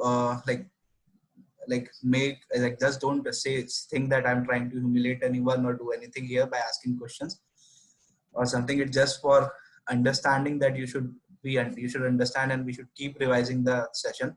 So like, I just say sorry if anyone is like feeling in the other way. So that's the reason I'm asking everyone, so that every one of us should be on the same page. Yeah, follow me. yeah, load balancer is the one thing I was also recalling for high availability, and not sure. Auto scaling also, not sure about it. I was just guessing because the Okay. first thing came was Okay, I'm also load not balance. sure if auto scaling can do that. Abhijit, I scaling can do that or not? The first is this. Yes, what we can do is we can create EC2s on two different availability zone. Then on top of that, we can create a auto scaling group for auto scaling Okay. group for these two. Sorry. Okay, correct. So Palumi, you are also correct. You are correct that auto scaling can also do that. Now, so what would be the configuration I will put for minimum, maximum, and desired instance to maintain the high availability in auto scaling group? These all are the questions, like you get these kind of question only in exam. Like there will be no direct question in exam. What would be my minimum configuration to make sure that high availability is achieved for if I configure it the auto scaling? It will be minimum 2. Minimum 2. Why 2? High availability. I want high availability. Do I need really 2 instance to achieve high availability? Okay. Follow me. Any idea, Nisha? No. So yeah. Follow me. No, Sachin. Saurabh, what would be the minimum configuration? What was the question, Sachin? So my question is, if I have to configure high availability with auto scaling, so Abhijit and Palumi and Nisha told that ELB is one concept which with you can configure auto scaling. Oh, sorry, high availability, which is correct. And another one is auto scaling. That is also correct. But what would be the configuration I'll put for minimum, maximum, and desired so that my auto scaling can achieve high availability? Basically, it depends on the like the system which I'm designing for. So I can have high availability. Hello. Yeah. I can achieve high availability. Like as far as what I can think of is in this auto scaling group, maximum you might not like. I'm not sure like what could be the maximum value for it. Okay, minimum and desired. Tell me minimum and desired. Minimum could we can start with 2. Okay, no. Prasad. Yeah, I will go with minimum 2. Maximum is basically what your application requires. I'm not sure, And guys, why we are getting with 2. Why 2? Higher. yeah, Sachin, that's because when you are having it in two different availability zones, and if you say minimum required is 1, and if that EC2 instance goes down, the time it requires for second EC2 instance by the auto scaling group to be configured, it can take somewhere around up to 5 minutes. And between that 5 minutes, you will have one region down. And hence, the minimum requirement is 2 in this case. That's fine. We have not put up all these scenarios. I know that, okay, that timing and these things are there, but ideally one would be all, if one is there, then one would be the best answer, because it is just No. Even in test also, there is written that minimum requirement 2 is the best option for high availability if you consider multiple availability zones. Even in white paper also it is written. okay. You are telling me different sources. Fine, I agree. But ideally, one would be fine if we don't go with that normal. But 2 is a right answer. But 1 will be fine just to achieve the high availability. If there is in any of the availability zone is up, it is there. Yeah, assuming the scenarios that the timing and the other different scenarios, it is you have a 2 option. So right, so everyone is good, and I'm happy that everyone has understood the concepts now. So we'll understand. But when everyone said 2, did they had this reasoning in back of their mind, or they just said 2? Sir, when you give the interview, you don't ask reasons. You just answers and correct it. I have did that question as well in the practice test, and at the same time, what Prasad was referring to, and at the same time, whenever we talk about HA, we start off with 2 because we should like ideally we never start off with because in test they have like the other 2 all the reasoning which Prasad has. So because of that high availability, primarily we do not start with 1 because then we do not have anything as a failover. So that's the right. whole. Can anyone think of lambda be as high availability? Prasad, Saurabh, like I might expect to compute by lambda. Can you think that we can achieve high availability by lambda? Yes. How? Lambda is a fully managed service. We don't have to achieve it. It is taken care by AWS. At the same time, I would say maybe yes or maybe no, because it depends on which kind of environment I'm working on what is the solution which I'm designing for. So maybe it cannot be a full-fledged EC2 instance which is running in, but I can do a small piece of computation using it, like storing. Saurabh, you have passed the interview. The interviewer will say, "Oh my God, okay, he's thinking of 2-3 more things, so he knows the concept. Let me hire him." अबे सौरभ सौरभ तूने अपने surname की सौरभ तूने अपने surname की लाल रख दी क्यों भाई? अरे अपने वाजपेयी जी भी यही कहते थे ना, हो भी सकता है नहीं भी हो सकता, तुम भी सही हो ये भी सही है, वैसे तूने कहा मे बी और not may Okay, guys, 1 minute, guys. I'll interrupt. This session is recording. We'll okay. Just one question. Can you go back? I wanted to know about the previous slide. You're talking about this Bastion host going to another private subnet. What exactly is that? Dotted line denotes? No, they actually it's saying that this particular, right? It's so with the load balancer. Okay. It is redirecting there. They have not written the elastic IP and that concept here. Okay, Bastion host is again like kind of a EC2 host only. That we'll see that. So it basically like you do all these things with the help of elastic IP and those things. Like that's why I've skipped that, because this is the most best option to do this way. Like it can go with that, but you have with the lambda when you do so, you have to associate the elastic IP actually to the other instance which is up. That's why I asked that if someone can think of lambda. We see it here. You'll get that clarity. The diagram is like one more question, Sachin. So when we have this load balancer, then do we need a Bastion host to call the another EC2 instance in private subnet? No, Bastion host is a jump server, right? You are using it to access the instances which are there in private subnet.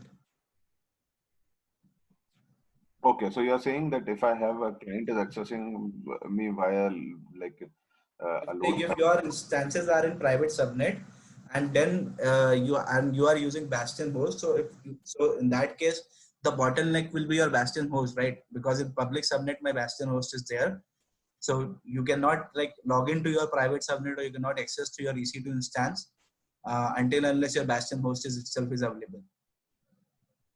Okay, so you are saying that I should have, after load NLB, I should have multiple bastion hosts in the public subnet.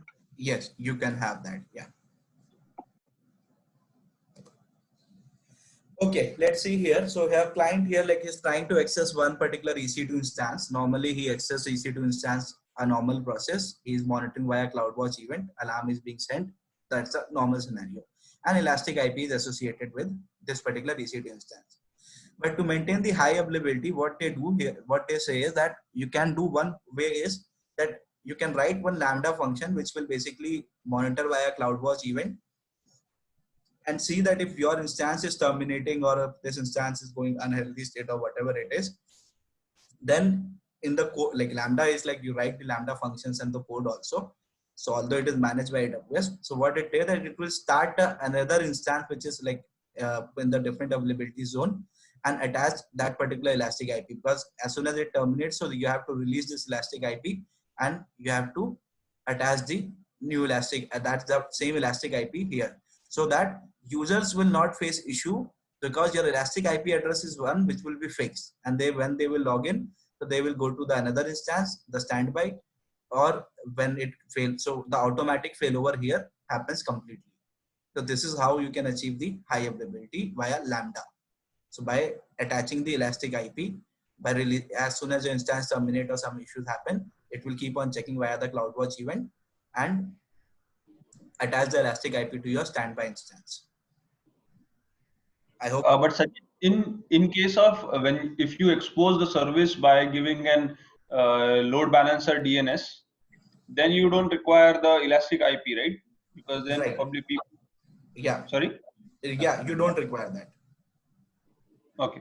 In this case, there is no load balancer, nothing. Without that, if I am doing, then I can achieve it via Lambda and Elastic IP address. This is one concept.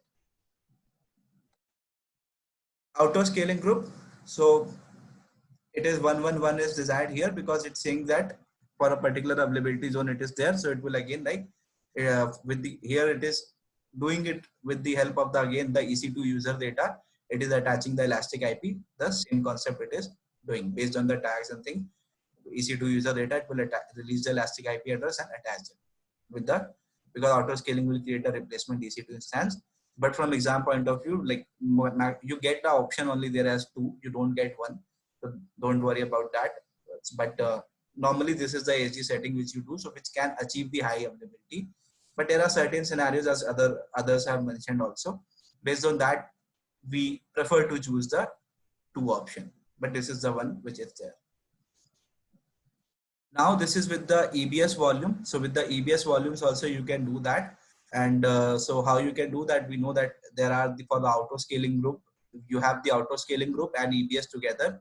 And with that, when you can configure the lifecycle hooks. So lifecycle hooks are there in the auto scaling groups, and you can configure terminate lifecycle hooks. So as soon as your instance get terminated, so what will happen that EBS volume, like it will take the snapshot and this thing and attach the, and it will create a new EBS volume here and copy that snapshot to this particular EBS volume.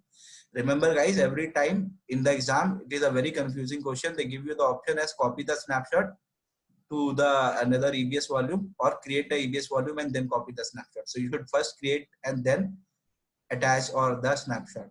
Okay. Or copy the snapshot. So first you have to create it. Remember, this is the key thing which you have to follow in the exam for the answers. Yeah, so these are the configuration. These are the things for to achieve the high availability. Okay, which I wanted to make you guys understand, because high availability is one of the important concept, not only from exam point of view, but from interview point of view also. Normally, like I have also seen that most of people, they ask or they basically try to confuse you between these concepts only. How can you achieve this? If I have this configuration, how can I do that? So they talk about these scenarios only, which I have discussed, that in the auto scaling group, the Lambda functions, the Elastic and these things. If you are going for architect level and all, no one is going to ask you to write any of the code. Okay, they just ask you the understanding and this, because from an architect, no one expects to write the code. Only from a developer point of view, they ask to write the code. We don't have a Ashutosh here, otherwise it basically this point was for him. So from developer point of view, they ask you that how you are doing from the APIs and these things. But from architect point of view, no one expects you to write any code or these things. So this finishes our additional services, which were like too many, around 25 to 26 in this. Apart from that, before that, any questions until now, like for whatever we had today? Okay, so now we have covered up like almost all the additional services and these things. So I have already shared a list with Prasad so that he can verify it from his end. However, this is the list which I have created from my end. So until now we had covered up these things. So these are the additional services which we had around 26, so which we have covered up along with the high availability and caching strategies. And from my end, basically, which I think is that if you guys can also like make sure, I'll just share this list on the WhatsApp group also, so that you can see that if anything is pending, we can cover up. That we have to start up with the kinesis, with the SQS and SES, serverless Lambda. Again, from architect point of view, it would be just the introduction and the overview. Okay, I'll see that there is actually 1-2 use cases. I'll share you those use cases separately, that how you can write and create and do all these things. Then we'll talk about API gateway, Cognito, MQ service, Route 53, the security and encryption, how you can take care of disaster recovery and the migrations. And then we can talk about the FSX for Windows file system server. And then there would be certain things for the closure of the class. So we can go ahead with that. So if anyone feels that, okay, anything is pending or anything we have not covered, feel free to ping me or feel free to like just inform me. So I'll include that in my list. But from my end, from my understanding, these are the few services which has been covered, which would be covered up probably in the next 2 class or maximum 3 class we are going to take. So it would be happy that you guys don't have to listen to me from after next week. So by then we will be finishing the course. Okay, now we have 40 minutes more to discuss on the questions and answers. So everyone be ready with this. I have in the drive, I have opened all this. Basically, I have opened let me do one thing.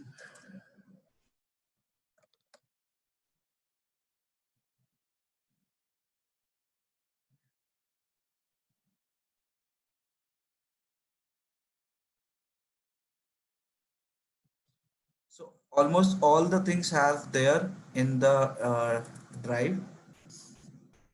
Okay. In the additional services, all the things are there. The code, the cloud formation template code is also there. And I've divided it based on this. So like just go through with the session and these things. Okay. Like with just verify the things here also, that if anyone feels that, okay, there is something has been missed, let me know. I'll definitely I'll put all the things almost. I'll do all my verifications. But if any one of you feel anything, we can do that. Now, I have put up the test as well as the 6 test I have put up. There's one more test which I would be putting up in this. So there are 7 tests which, like we said, that we will be providing. So each test contains 65 questions, and so 7 tests I would be providing. We have the answers also there. Try to give these tests as and when you get the time, and it would be good that if you start giving now, because most of the things we have covered up. That was the reason to cover up these additional services also, so that you guys can start giving the exam and test, and just see that where you guys are facing issues or something. If you guys want to have the demo of any topic again, or to refresh any topic again or something, we can definitely do that. So Prasad, you were facing issue with which test? Let's revise that test only so that everything can be done. Yeah, for me, the 5th one was most difficult. That was because of the VPN questions. So it had huge questions about So can everyone open fifth test if is it possible for you guys to for now? I'll just share my screen back. One second.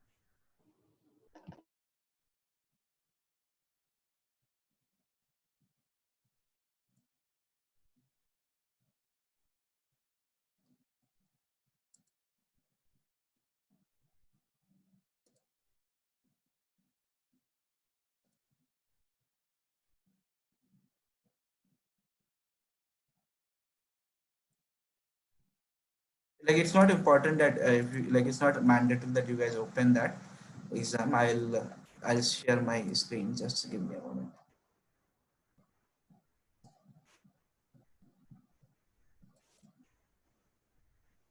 Yeah. Sachin, do you want me to share the screen? No. It's fine. It's fine. I'm opening it. I actually is down opening that Word document. So that's fine. Yeah. So let me share.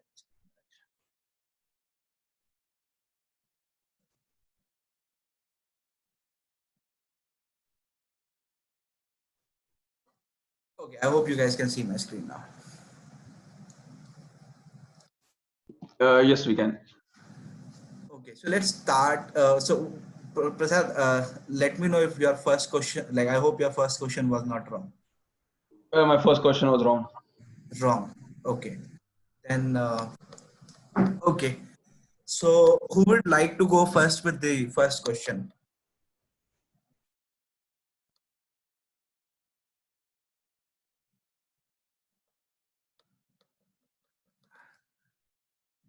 Abhijit, let's start with you.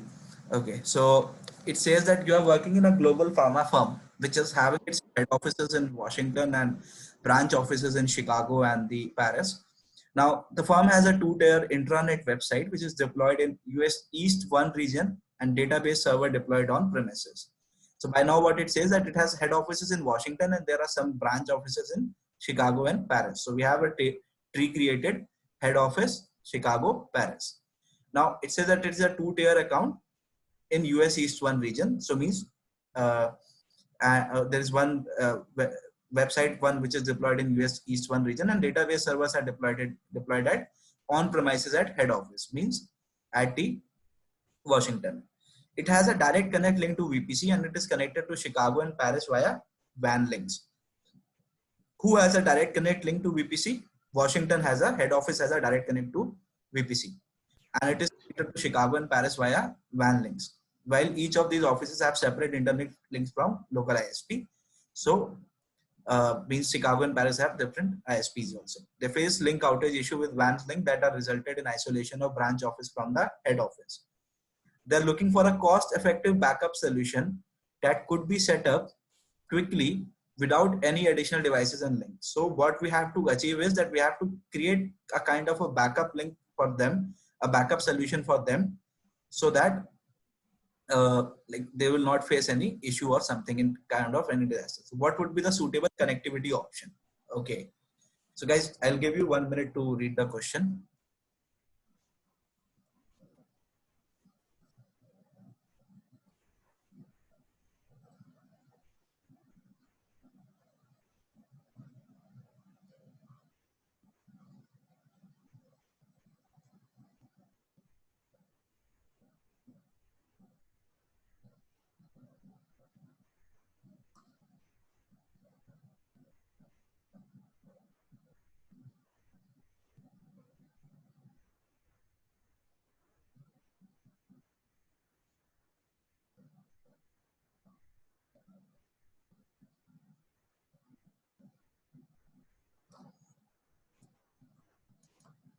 Okay, let's so Prasad, what was your answer? My answer was A.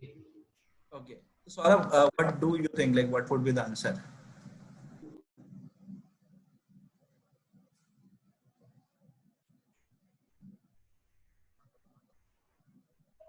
And meanwhile, Nisha and Paulomi, let me know, Nisha, Paulomi, Abhijit, let me know if you guys didn't understood the question.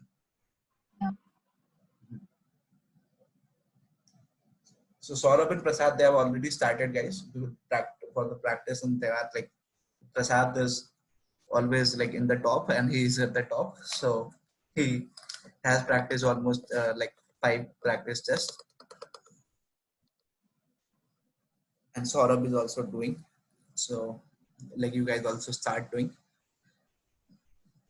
So let's review the options. Let's see that how it goes, because otherwise we'll waste a lot of time. Let's see that it says use existing internet connection at Washington, Chicago, and Paris. Set up a VPN connection with US East 1 virtual gateway advertising prefixes via BGP. BGP ASN should be unique at these locations. BGW will at US East 1 will re-advertise these prefixes at Washington prefix. Okay. Now in this, if you see, it says that set up a VPN connection with US East 1 virtual gateway. Okay. Now there is one point to remember, that there was a direct connect link to the VPC. Okay. And that direct connect link was to Washington. If direct connect link is there, that means that already the VPN connection would be established with the US East 1 region. Okay. So this A answer though is A is not there. Okay.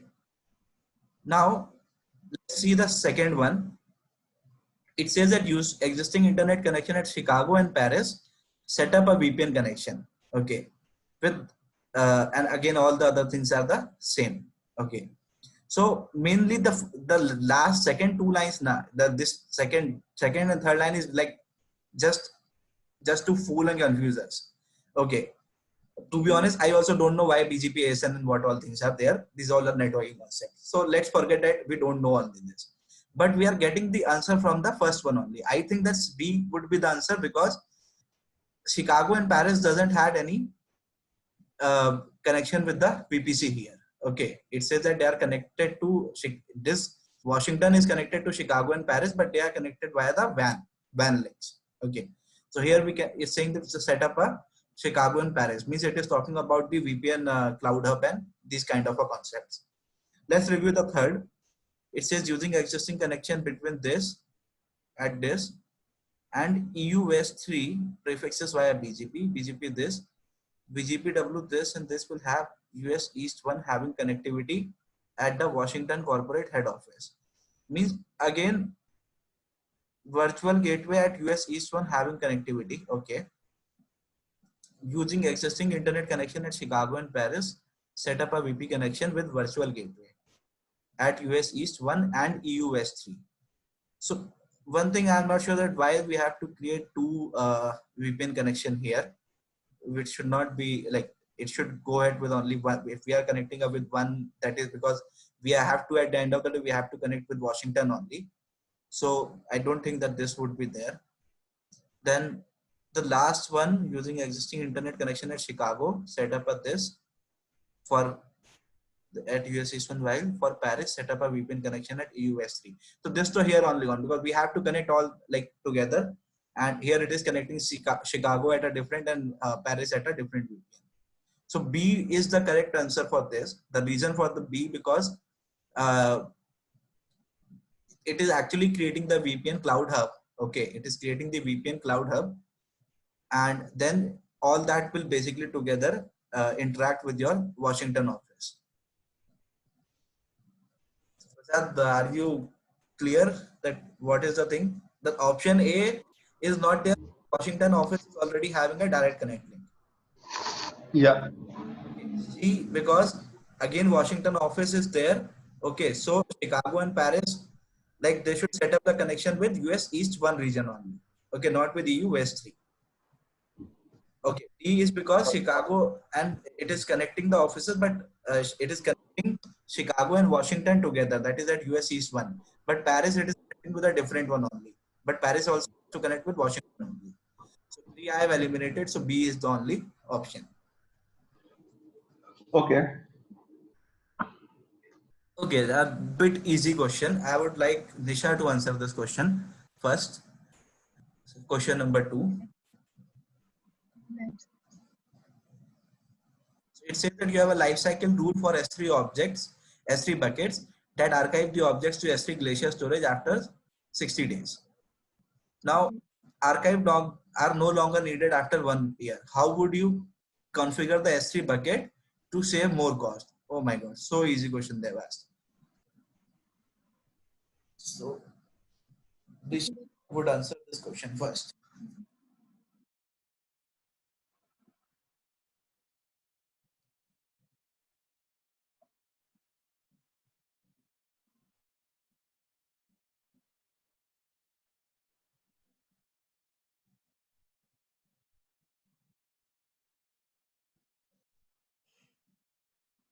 Okay, any random guess, Nisha?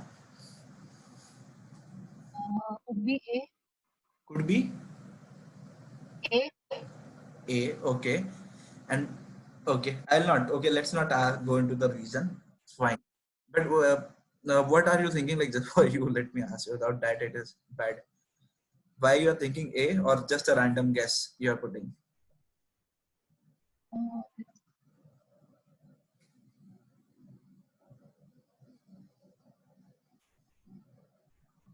Okay, Abhijit, what about you? okay, like if I want to set up a rule that it should be deleted after 1 year, then I will go for B option. Like we can maybe write the rule in the script so that the object can be deleted after this much of days. Okay, fine. Polemy?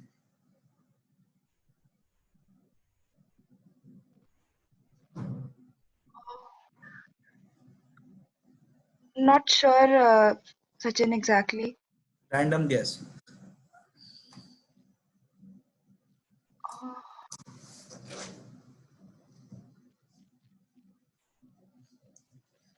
Abhijit. Is it B? Okay, that will see that it is B or not. Fine. So, Prasad, Saurabh, what do you think?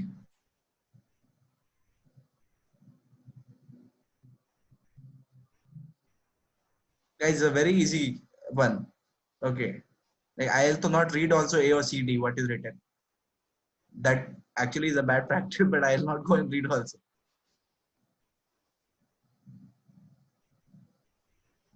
Saurabh?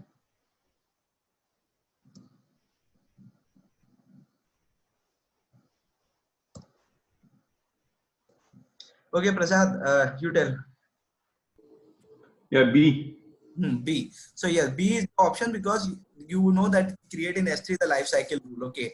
Why A is not there? Because deleting the delete markers is like not a good option. Okay, here deleting because you make any rule to delete the delete markers. Okay. Why D is not there? Because Glacier Deep Archive, like any S3 storage that cannot delete anything automatically. Okay, so that is there. And C, why C is there? Because uh, it says that it is cleaning up the expired object. Okay, expired object delete markers. So that will not expire the object. Here we are talking about it to remove the object only or to expire the object. So the best answer is that we have to create the life cycle rule which will expire the object.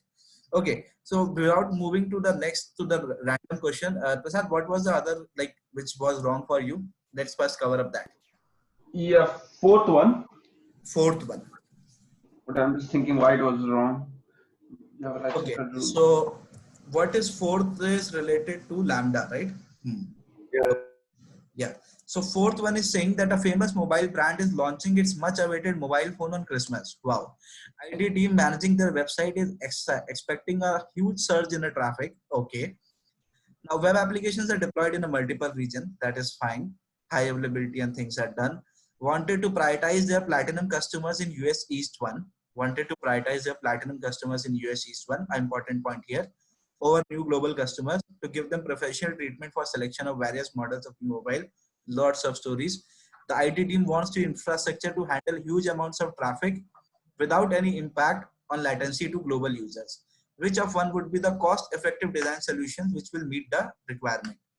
And it says that create lambda at the rate edge functions to segregate platinum users along with Amazon CloudFront, and then create this in only the US East 1 region to segregate, create or use auto scaling group, use auto scaling group. So Prasad, what was your answer? Yeah, I had given the answer A, but now I get to know the answer is B because How? what I did was prioritize the platinum customers in US East 1. Exactly. So in US East 1, that was a word which I was missing, and I thought it platinum customers over global. So I selected lambda edge function in all regions. Yes, yes, got it. So fine. So guys, let me like clear this question. Why C and D could not be the option? Because auto scaling is going to increase the cost. Okay, a very simple thing. And as I mentioned that like in my sessions also, I used to say that the exams you will get lots and lot of stories. Okay. So in this also you see that there are 5 lines of stories they have put. Okay, we don't have to do anything that whether they are launching a mobile phone or whether they are giving a cash prize. We just have to find out the keywords from that. And the one important keyword was only only key point here was that they wanted to prioritize their platinum customers which are in US East 1. Means they're talking about a specific region, like of a US East region only here. Okay, US East 1 region. So, and they are asking us to design a cost effective solution. So C and D, auto scaling is going to increase my cost. So that again, I'm not going to put. Now I'm left over with A and B. It is not actually necessary to, like, it is not required to create the Lambda function at the edge in all the regions. Sorry, because if they have mentioned that they want to put platinum customers for all the regions for the entire globe, for the entire globe, they want to prioritize platinum customers, then my A would be fine. Specifically, they are talking about US East 1 region. So just go ahead with create lambda at the rate edge function. What is lambda at the rate edge function? We'll talk about when we'll talk about in lambda. Next question, Prasad.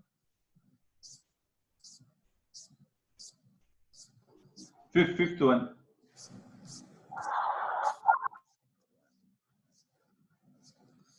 Okay.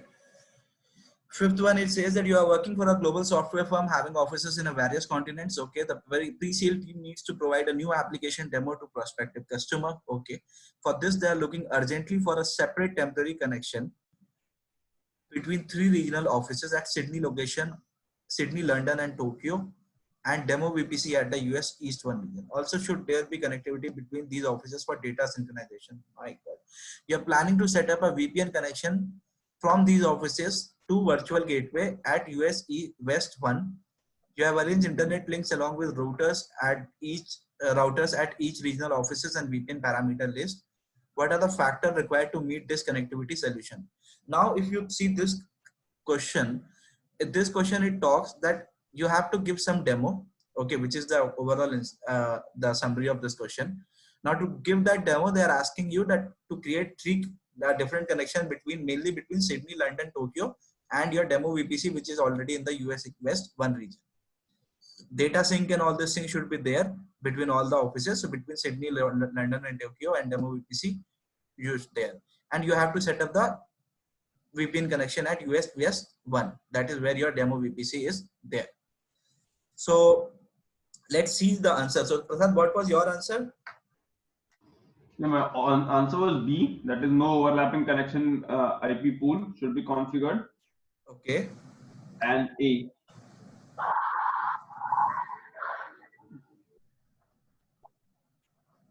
Okay. So anyone can guess what would be the answer?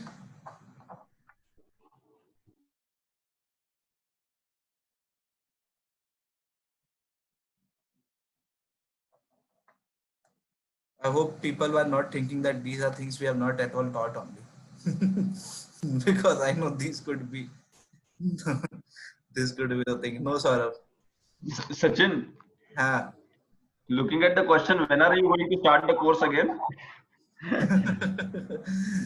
Let the recording stop. I'll ask you what is the fees you are going to pay again. Okay. So fine. I think let me pause the recording.